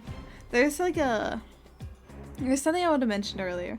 There's like a convention that I could potentially go to for a little bit. that's it's an anime convention, obviously, but they're gonna have like a doujin market this time for the first time. And a doujin market is like, if you know what Comiket is, it's that. But if you don't, and if I say you know what Comiket is, and you're like, I don't know what Comiket is, actually, you have to explain it. Okay, Comiket is like a, you know, anime conventions, like they have Artist Alley and such, and they sell like a lot of merchandise. You'll see like walls of like prints, acrylic charms, like occasional plushie, lots and lots of stickers, posters, clothing, that kind of stuff. Like it's all like usually like merch stuff. But Comiket's different. It's like they sell only books. You'll have manga made of like fan material for like different properties, like video games and popular shows and such. Or you'll have like illustration books or even like light novels, which just like books like with words in it. People will sell that there, and it's only books. Like they're not only books.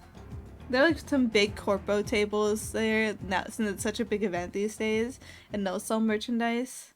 But for the most part, it's a lot of it is independent artists, and they'll only sell books.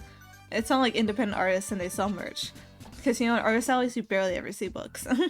I think I bought a total of like maybe like one comic from an Artist Alley, and I've been to so many because they mostly just, it's like a lot of weight for something people don't really buy, so artists don't bring them.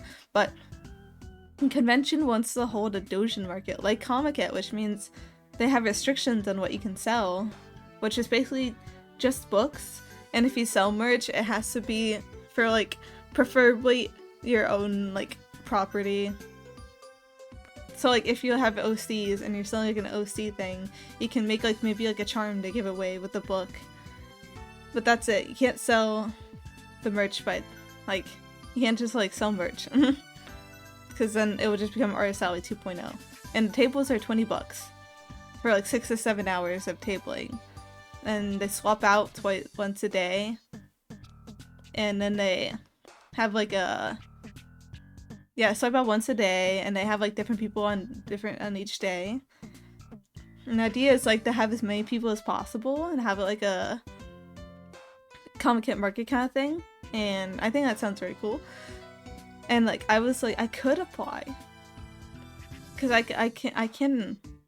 The one requirement is that one of the things you bring has to be like a manga, and their definition of manga is like over 50% sequential like panel art, which is hard, but I'm sure I could do it if I lock in. I think I could. It would be very not good, but it would be an interesting challenge. But I'm like, I could sell like fanfic and stuff. I could sell like stuff from maybe a thing about my OCs. So I applied with like, and I give them links to my stuff so they could see that I'm a real person and can make things potentially, probably, maybe, possibly, maybe. Consideration. So that's in. And I hope I get in. I really hope I get in. The only thing I worry about is that my art is nowhere near as good as my writing. Like, not even close. So I worry that they might just look at the art and be like, this person can barely draw. We're not letting him in. Go over there. Try hard. Try a newbie. And I'm like, fuck. Because the way they advertised it seemed like it was gonna be like it was gonna be a bit more of a casual. Like, way more casual. They're not gonna be like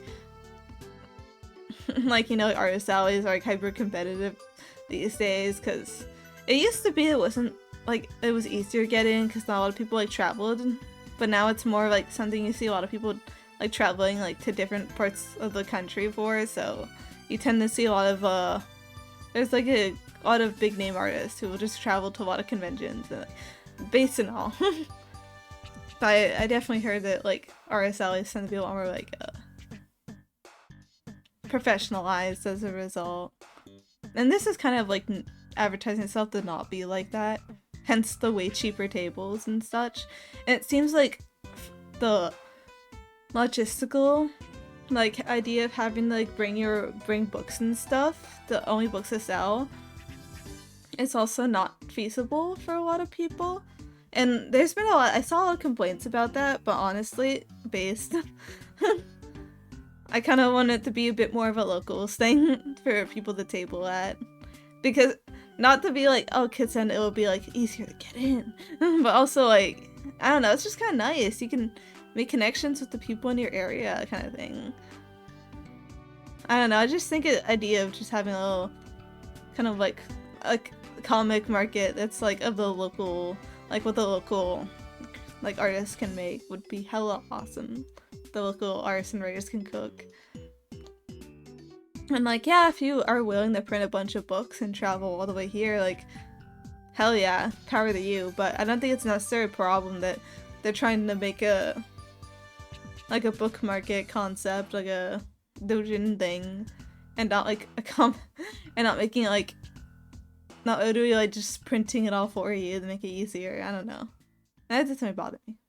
But yeah, I applied and I'm really hoping I get in because I already have ideas of what I want to make for it. I'm not gonna make anything. I'm not gonna commit to anything until I get that acceptance, if I do. But if I do, the people will know because the people must. Maybe I'll even do like a little like story time about it. If I get in, it's still a big if. I don't know for sure. I don't think my chances are very high, I must admit. Mostly just because, once again, I feel like it might be kind of competitive anyways. But we'll see. I'm fingers crossed though, because I'm really genuinely excited for it, and I'd love to like. Oh, I'm just like, oh, the fuck. I really wanna. I wanna make. I'm in a Discord right now, and assuming everybody in here applies. Let me do some scrolling here. There's like 70-ish people. But I guess it depends on how many people are at tables. Because assuming they have 25 people at once, which is already quite a few amount of people, that would mean, and then assuming they did, like on the full days, like 2 slots, that'd be 6. And then if they did like maybe slots for the half days, if they do, then it would be like, okay, that would be a lot actually. But we'll see, I guess. I really hope I get in. I hope they see my pure heart and my passion and intentions.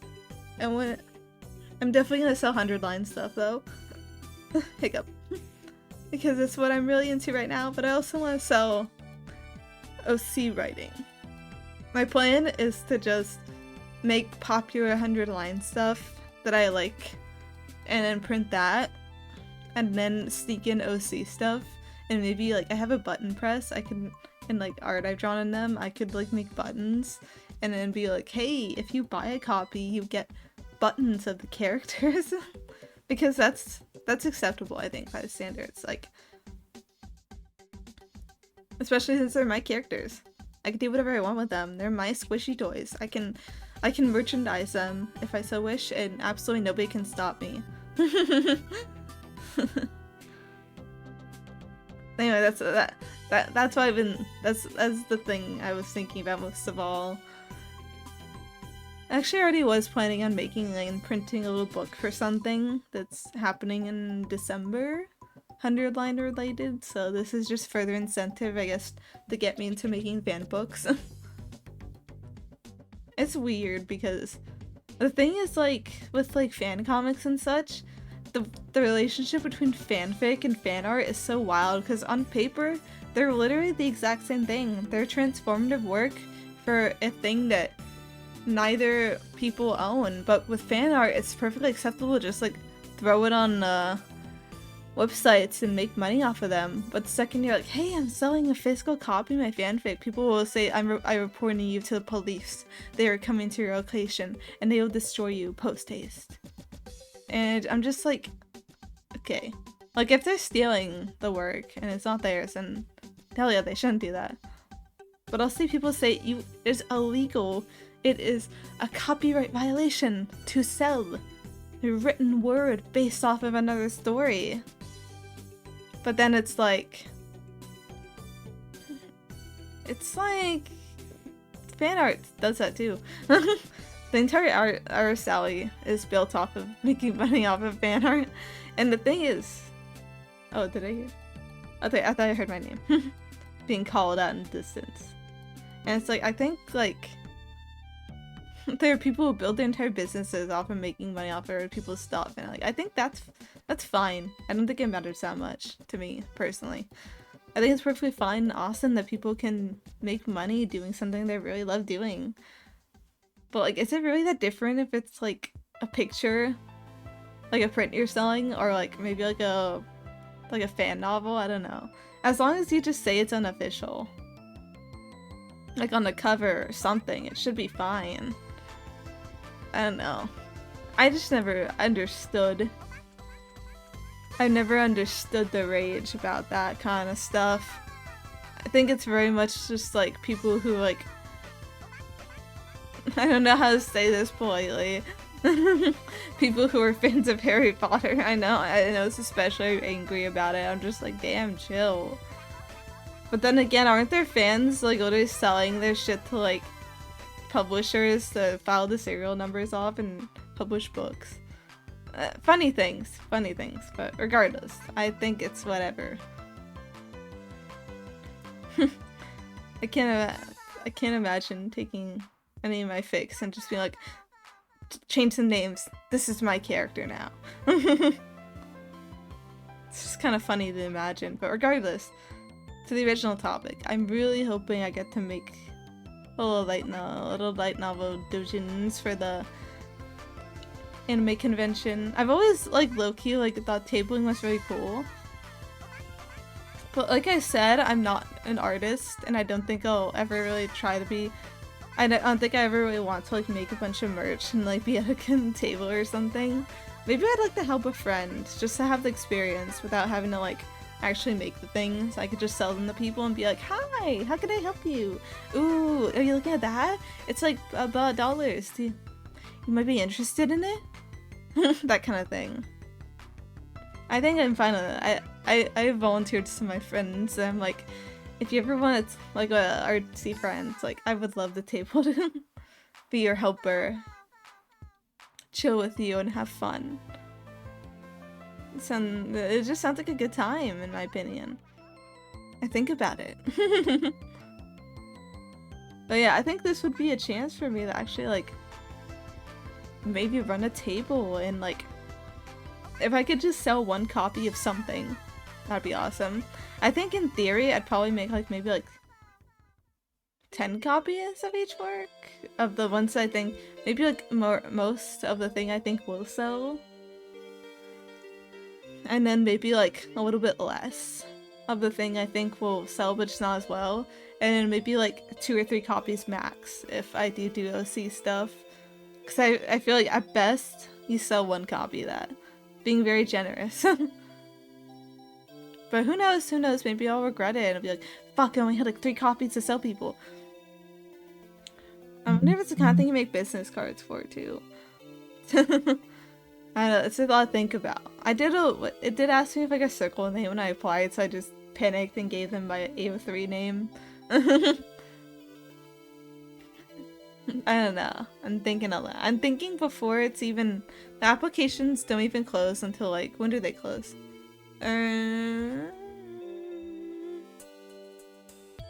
Let's see. Yeah, it says artists of all skills are encouraged to apply in the rules. That means me, right? Totally, 100%. So I am... When does this... Let's see, end of November 2025. It says it will. It's how long the applications will be open. And then they'll open a waitlist and then acceptance emails will go out by the end of November or December. And then the actual convention takes place like a little less than 6 months later at that point. So yeah, that's plenty of time. That's plenty of time. I'm gonna be that one person just crunching hardcore at the last second. No, I can't crunch at the last second because I get very stressed about delivery times. I can't do that to myself. So I'm gonna be very nice. If I do get in, of course. I don't know my chances, but if I do get in. If. Only if. Okay, that's all. I just wanted to talk about that because it's one of the things that's been existing in my brain for like a good since I've heard of it basically, which was exactly 6 days ago. And it's still sitting there, calmly in my brain, just like, ooh, you're thinking about applying to the Little Doujin book event, don't you? And I'm like, yes, I already applied. I just need to wait a month to know if I got in. I don't know the odds. I feel like I don't know.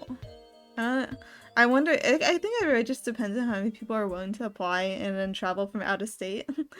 So I feel like, I feel like there's plenty of people in state that like would go. I'm gonna be the person like on the bus with all my my books in like a suitcase, like a box, having a friend carry it for me.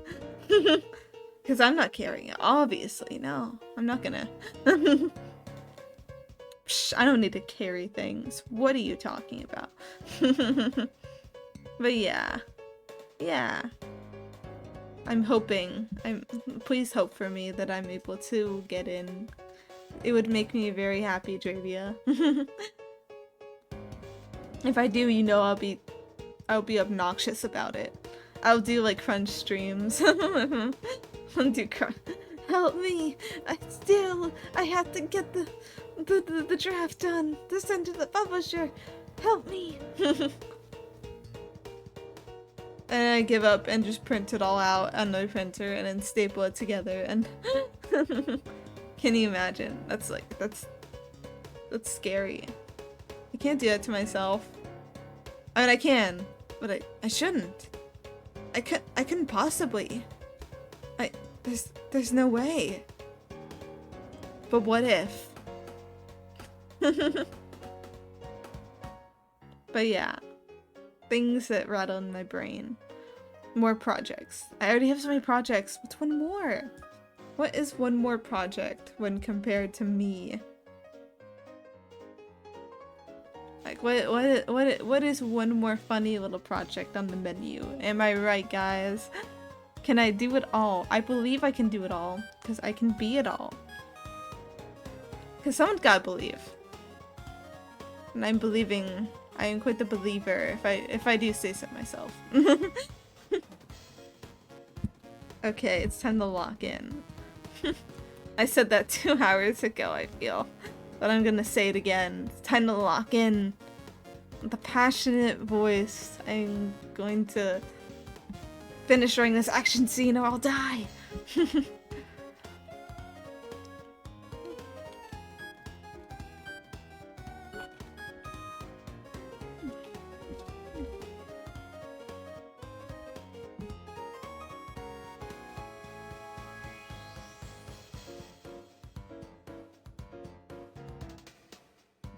One thing I hate about Scrivener is that it has like the little like curly quotation marks that like beginning and end. But the thing is like if I do like a dash thing, it'll be like on the other, it'll turn the other way. So I have to do another one and then go like oh my god, what the hell am I doing? I have to delete it and then put the right direction one. And it's the worst thing ever, but I also really like the curly brackets, so I can't just change it, you see. I have to keep it the way it is.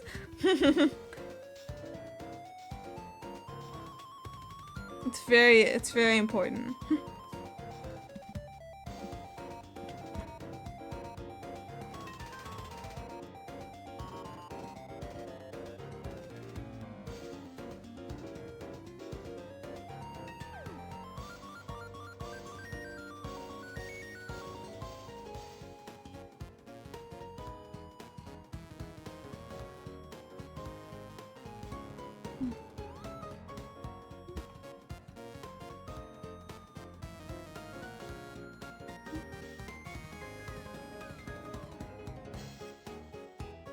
What do you want me to do against that thing?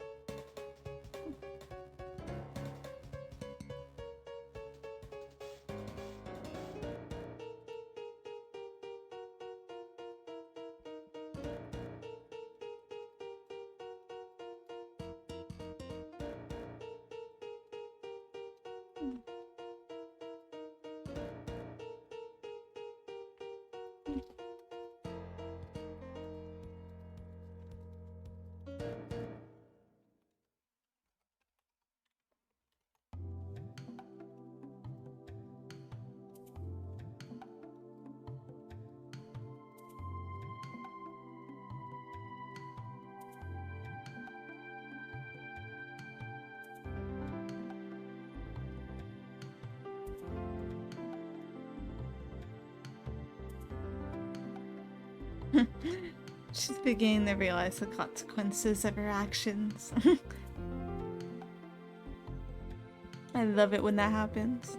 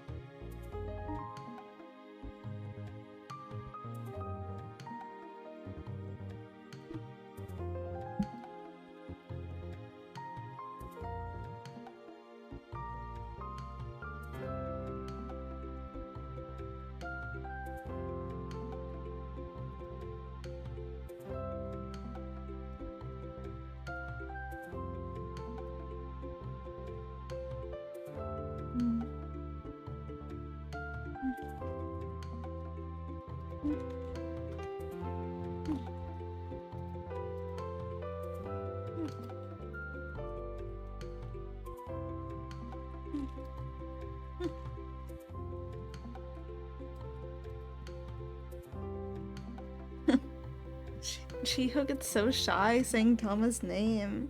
She's like, I'm the first. She was so happy because the idea is like, her magical girlfriend was just like, had no friends because she lives in a spooky ass woods that nobody wants to go to. And then Chiho's just, not Chiho, Tama, the main character, is just like, well, I guess I'm your friend now. I can go to the spooky ass woods. And she's like, I have a friend. Oh, thank you, Kimura, son. And she's like, just call me Tama, it's okay. And she's like, and then she hopes you to die. And now they're friends. It's funny too because Tama still calls Chiho by her last name.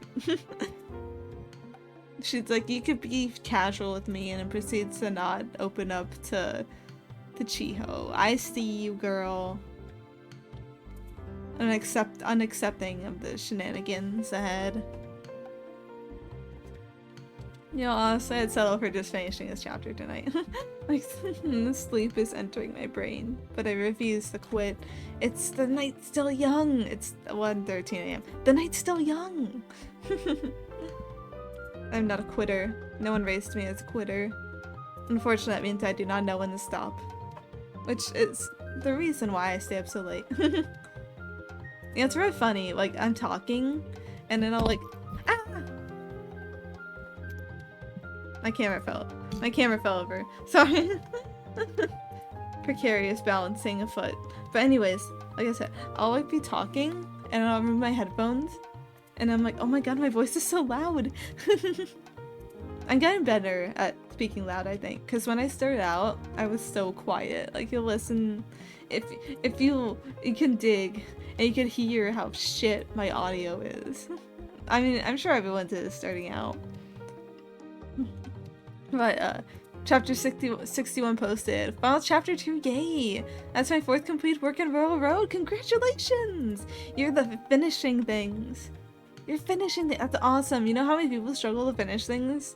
So many people, me included. But you finished the thing. I think that's really awesome. So I'm gonna be your hype guy tonight. Hyping you up here. The hype from me will exit and will get you on the road to getting completion number 5. Starting tomorrow. I'm joking.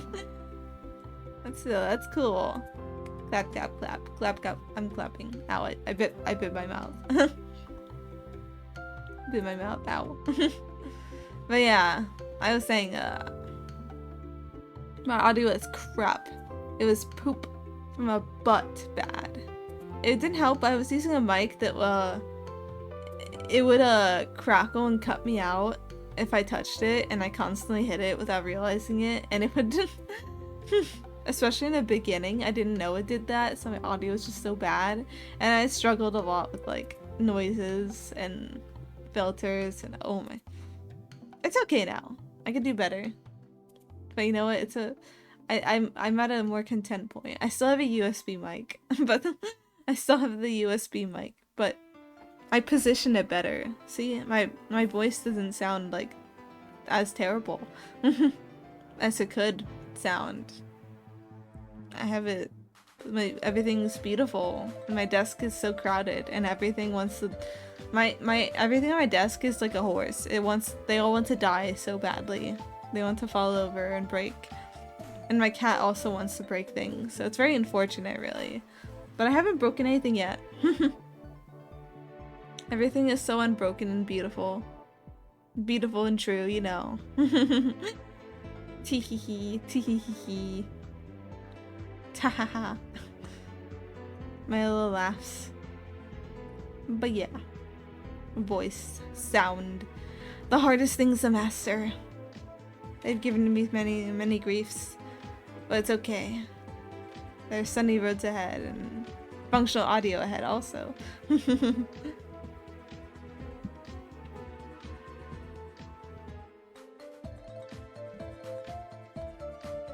Move this wire out of the way to keep typing.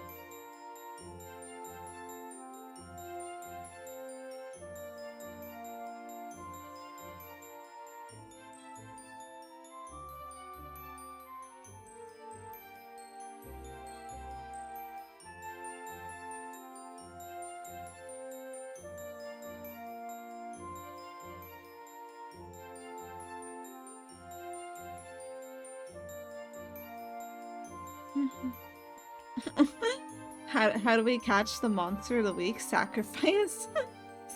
Sacrifice my very important fairy companion. I can get rid of her now. It's my chance.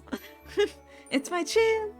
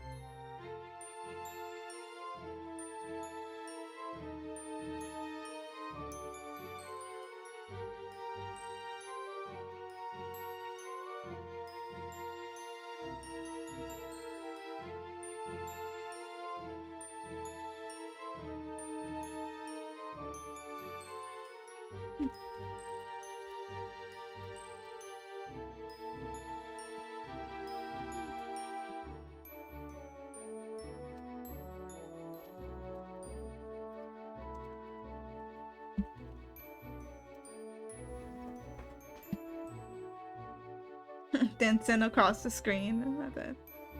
I get to go. I have a shower. Good luck with your shower. Don't slip and fall. Be very careful. Don't get hurt. Have a nice relaxing shower.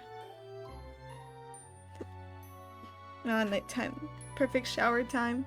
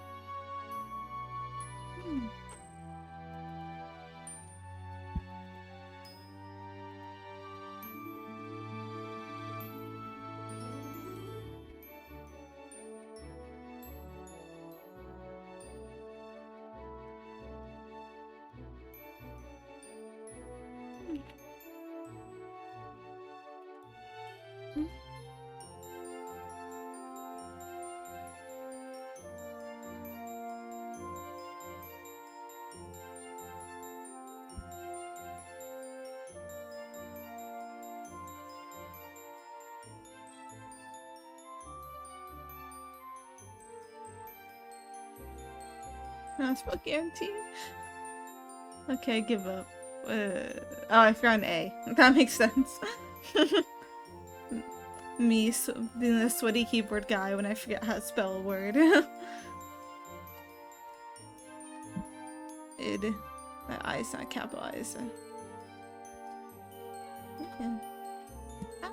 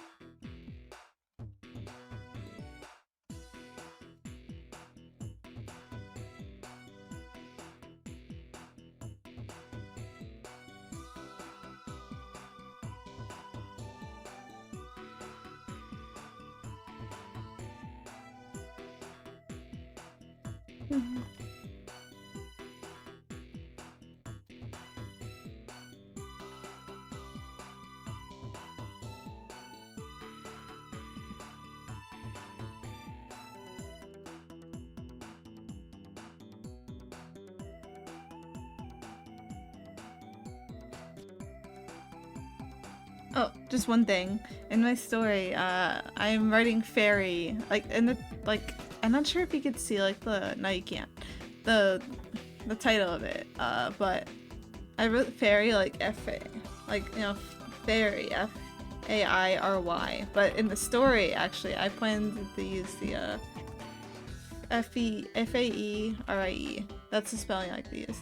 I'm sure it still says it like this way though, somewhere in there. Oh no, it doesn't. I've been very good. I've been very, very good about using the one I want to use.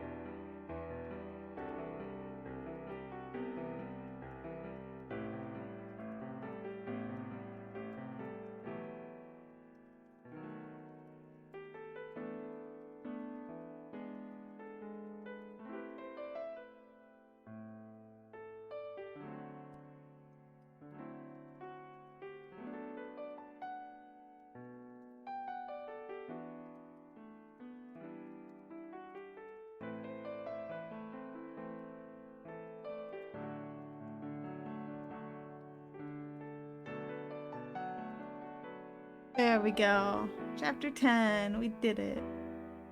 That's progress.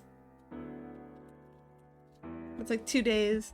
In 1 day. I mean, yeah, it was totally 1 day. Never mind the fact I've been in that chapter for a while, but it's just 1 day. Oh,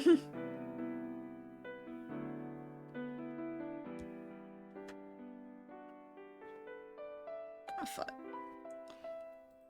Oh, it is. Oh, it is. Oh, I'm so sleepy. I want to do a little bit more, though. I do need to go to the bathroom, though, so I'll probably take another break. I'm a bit of a break fiend tonight, it seems. I'm hoping I could at least, like, maybe get at least half of chapter 11. If I could do, like, a chapter and a half, I think that would be so awesome in terms of progress for this. Who knows? We'll see. We will see. But yeah, I'm gonna run to the bathroom. I'll be back, I promise. A couple minutes, just like last time. And we will write until the... We'll write until... I'm satisfied. The night's still young, baby, even if I'm half dead right now. I forgot to actually switch it to my break screen.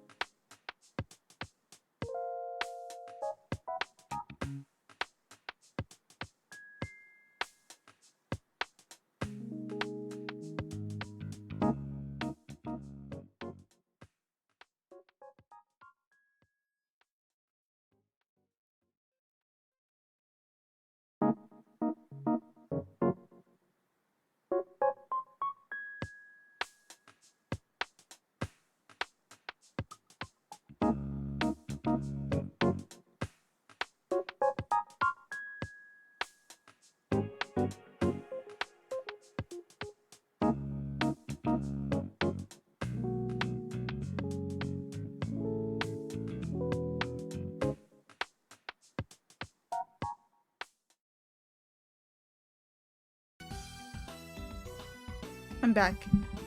I'm back. My phone fell over when I was on break. Because I was trying to get cables unstuck. My setup is precarious. I wasn't joking. It's literally just like a house of cards. And okay, another thing about the it's stuck into my phone. House of cards ass setup. One day I'll get something better. I'll figure out a better system, but this is what works for me. Bum, bum, bum, bum. Teehee. Okay. I'm gonna go on at least for a little bit longer, with a little bit more productivity, and then I might just scooch off the bed. I just don't like leaving documents blank. I need to start writing in them.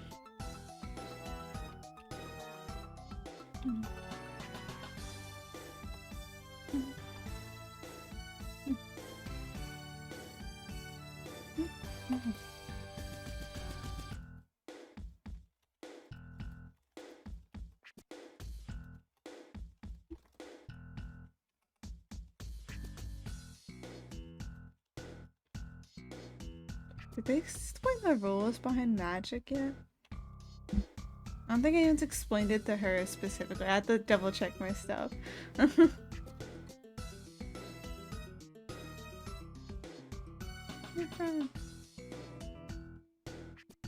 trying to reread it so I can remember this important lore information, because if she starts explaining magic again, it'll look dorky. Okay, I'm gonna search magic and just see where that gets me.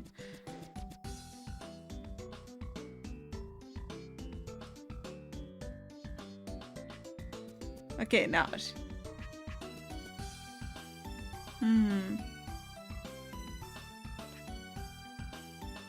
they're not really explaining it here. They're being very vague about what it actually is, but...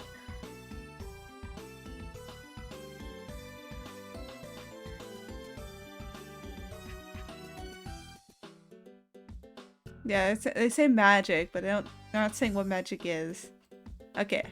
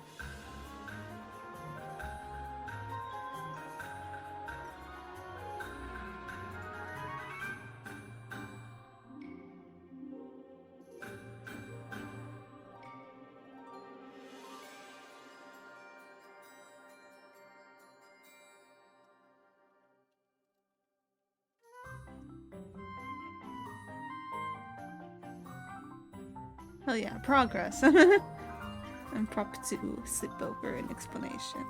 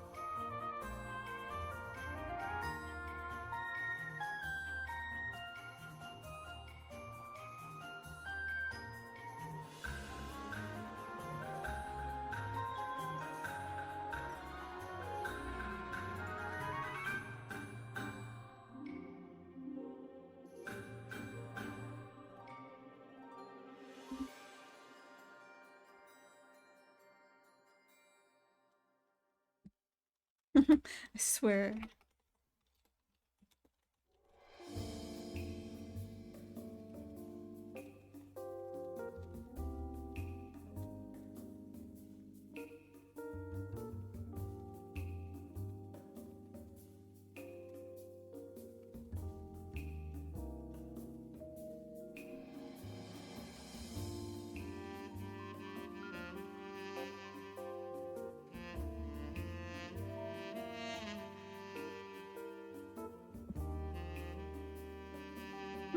She's so upset. I don't want to be here.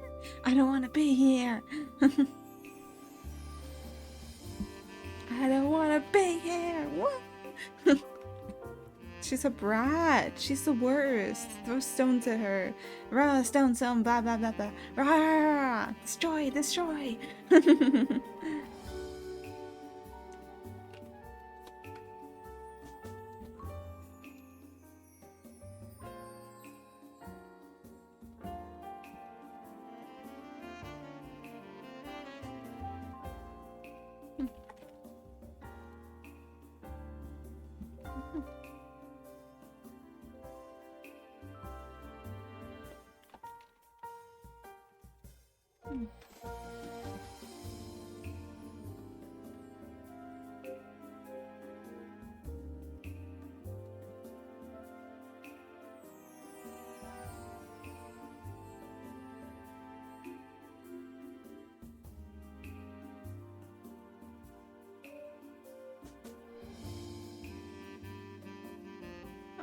Existence. Existence, change it. It's a typo. Oh, embarrassing typos.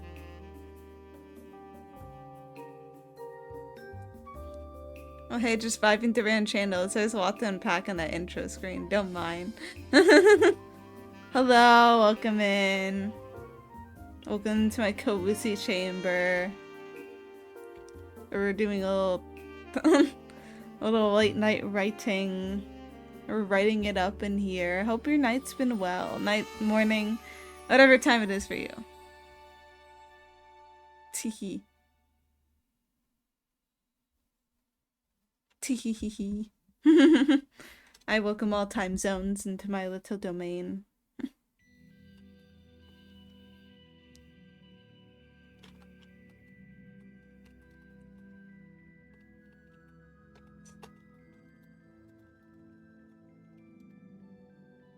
It's 9:47 here in the morning. Ooh, bright and early. I can't remember the last time I woke up before 10. Like on my own without an alarm. Because I definitely did wake up before 10. For 2 days in a row this week. But it's always nice being awake early. This is just the world. It's so peaceful. I live that too. Yes, you understand. The sleepy eepy life of not being of not getting up. Like there's no way I'm getting up before 10 a.m. at this point. It's like almost 2 a.m. here. Hey, naps are holy, that's true. Naps are very important. Naps they're very relaxing. They're necessary to live. I can't remember the last time I took a nap, honestly. It's mostly just because I'm about willpower, unfortunately. I need to be less about willpower. I gotta do it. I gotta learn to sleep.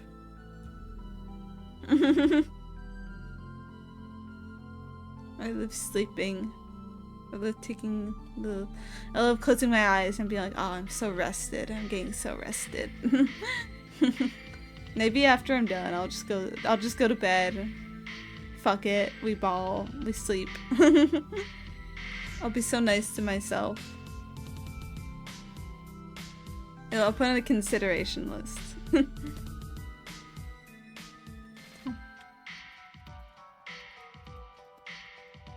Willpower is overrated, but just peace and just sitting or half awake, you know.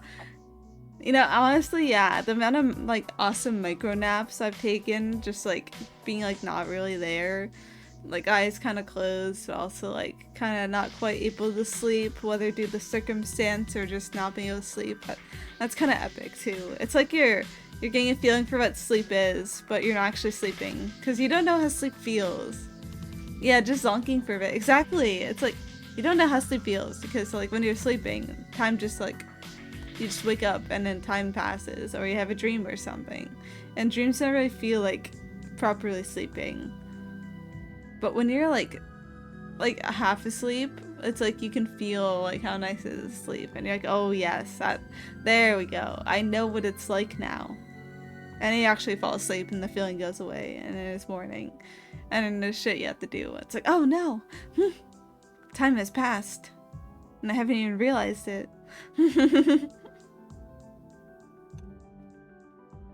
Still, yeah, sleep. True, it's like following a strain of thought in detail sometime. Exactly. It's like, it's just like the time. And the consciousness. You just can't, like, I simply cannot recall what it feels like because my brain is off. It's kind of like how I think if a machine could talk, I don't think it could describe what being off is like. It's just like everything just blips out, and then you're back. Sometimes I'm like falling asleep though, and I kind of psych myself out of it because I start falling asleep and I'm like, oh my god, I'm falling asleep, and then I wake up again. Or like there's a thing, you know, it's like yeah, it's really like a sensory block tank for a bit. Love that for us.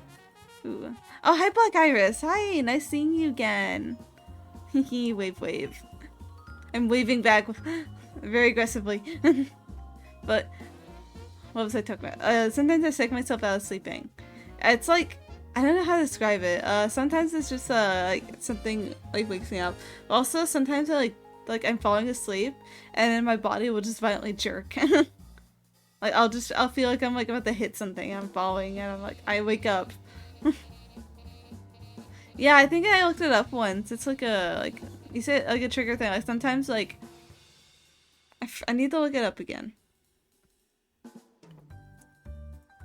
Like falling asleep, but you jerk awake. Oh, you have that too? Yeah, it's like it doesn't happen often, but like when it does, it like kind of shocks me out of being able to sleep for like a few minutes. Like if I'm really sleepy, like it could shock me out for like a decent chunk of time because I get afraid of it happening again. Oh, it's called a hypnic jerk. That's what it's called. Often caused by stress, anxiety, and fatigue. Oh, that makes sense. That makes sense. Yeah, suddenly you just kind of like you're falling asleep and you're like, oh. A miscommunication between nerves causing a misfire in your brain that leads to a sudden muscle contraction. Interesting. That's interesting. So your brain just kind of goes like, alright, we're falling asleep. We're waking up? No, shit, no. Oh, and then you wake up. Ah, you're welcome. I like learning things. I love sharing my wisdom with people. It's also just like it's just a crazy thing that I always described it as like suddenly I feel like I'm falling and I have to like jolt awake.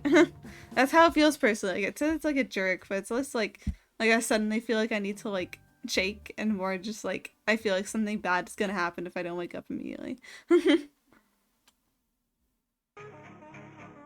But yeah, sleep.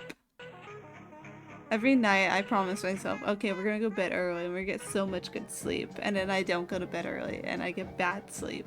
And then I shake my fist at the consequences of my actions. It's okay though, one of these nights I'm gonna catch up on my sleep debt and it's gonna be awesome. It's gonna feel great.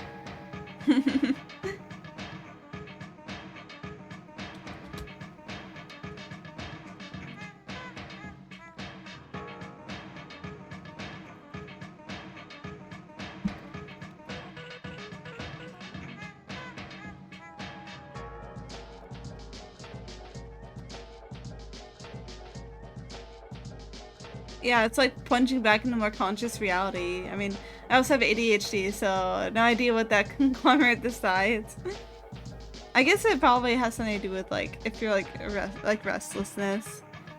Cause it does seem like anxiety and fatigue and stress make them more common. And I feel like you could definitely combine all the like, okay, it's probably like the more restless you are, the more likely you are for your brain to just like accidentally hit the wake up button when you're trying to sleep. It's like, brain, we gotta work together here. You gotta cooperate, man. Get on the same page. See that page? That's what we're doing.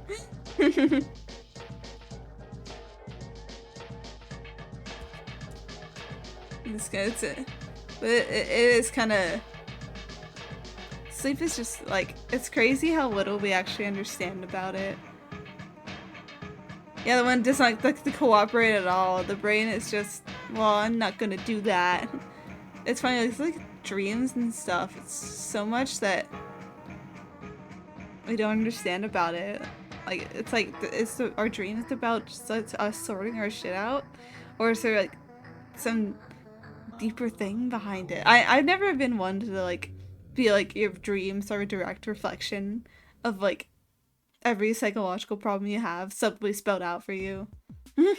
I think dreams are in fact a reflection of what you think about a lot.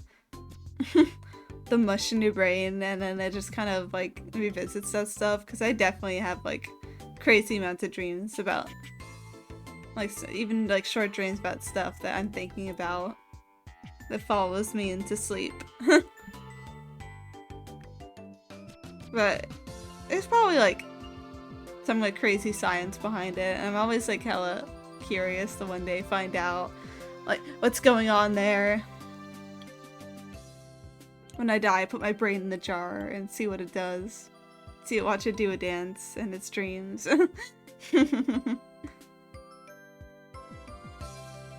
But yeah. Oh fuck, my dreams are vivid. What if I read something I can't imagine pictures? If at all, like shadow gifs and just gifs. Damn, really? That's interesting. It's kind of like how like before like color TV was super popular, people would dream in, not everybody, not like a hard and fast thing, but like I heard like some people would dream in black and white, probably because they were thinking about like a TV show, and when they went to their brain. Absolutely pickle my brain, please. Exactly! We could be brains in a jar together on the same shelf, and it'll be so fun. But yeah, it's like, that's interesting. I just like the way you think about things, and like maybe it's sticking in your brain, and the images you have kind of like influence that. I don't think I've ever had like a dream where it's like anything but like a normal world. I think I do have dreams though where I'm like kind of how do I describe this? I'm on the computer basically, and everything's happening on the computer. I think that's like I have dreams like that where it's just like the stuff I do on the computer, except it's me seeing it. And it's like I'm just on the computer the whole dream. In the same jar even. True. I like the way you think. We can all, there's plenty of room. We can all share it. Floating in the same green liquid together. I'll tell the black white example is a good one. Multi-jars. I got an idea. We all have separate jars, but they have like this colorful like hamster cage toys things like connected between them, so we can visit each other if we want. We can crawl through them we can flip through them like little hamsters. It'll be fun. It's an adventure. It's enrichment. It'd be fucking great. Exactly. You get the vision. I'm a master decorator. Oh my god, my consciousness is fading from this plane of existence. Speaking of sleep, I feel like it might be my time to sleep soon. Just tiny controlled sloshes of activity. Exactly. It's like that thing, the wave machines they put in pools to get the water to keep flowing, so there's some like deadly bacteria appearing in them. That's what we do with the brain. The brain chamber. I love my brain chamber. Never let me out. It's so comfortable in here. It might be the most I don't know, it's a little simple, like maybe that's why animals like being in their cages so much. It's just so comfortable in there. It's gotta be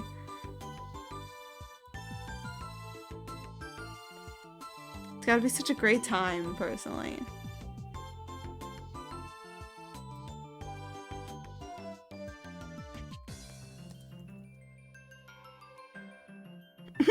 Now I'm thinking of brain jars instead of the thing I'm working on. Because I realize I have the lore dump now, and I'm deeply afraid of doing that while like half asleep right now. But maybe it's the best time to the lore dump, and I'm gonna have to go back and fix it up, definitely. I mean, every place is tiny but controlled is kind of... Oh, sorry for the tangent. No, it's okay. Everything is about... I love tangents. I love just talking. It's literally the most fun thing ever to me. I'm not gonna lie. I'm having a great time here. As long as you're having a great time. I'm having a great time. It's about the vibe, you know? I'm a big believer in the vibe. You may say is the most important thing ever to me, specifically. Teehee. But yeah, it's kind of like a... How do I describe this? My sister had like a rat cage once, and it was a really big rat cage. Like, those guys were like living in luxury. And it's like such a, they had their toys and like the several stories, and it's so nice. I want to live in a rat cage. One of these days. I guess you could say that my room is my rat cage. It's so comfy, cozy. My brain is fading from this point.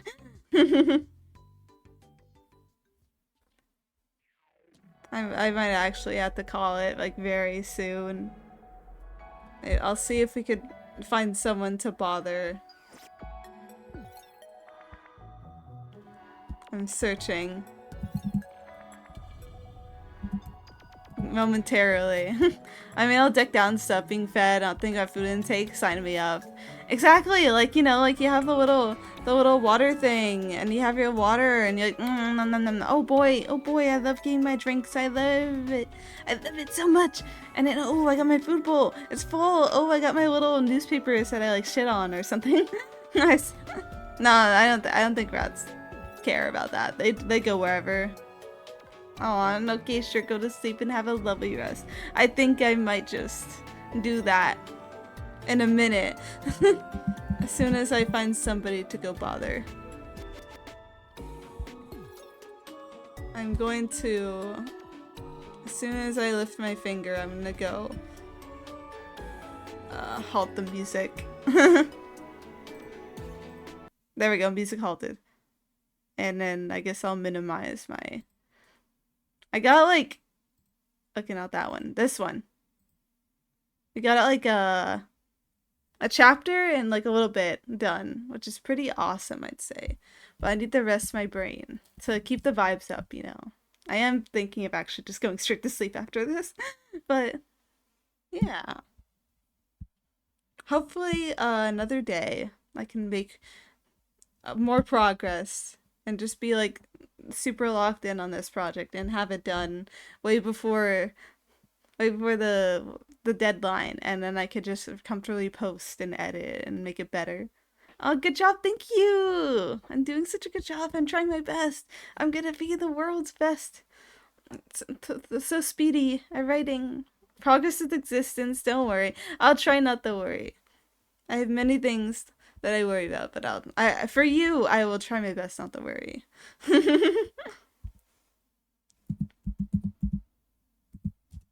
Let's see.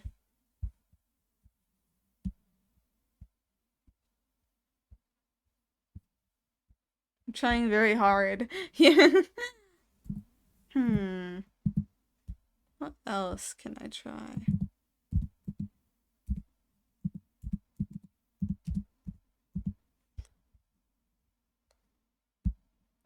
Oh, Pixel Sheep is trying. Oh, okay, I got an option here. I have an option. This person's playing an actual spooky game, unlike me, who chickened out on the spooky game front. But they're playing a spooky game. And it seemed pretty cool. You trust my past, thank you. I think we raided them before. They have a really cool avatar. Which means we must see what they're up to again. Okay.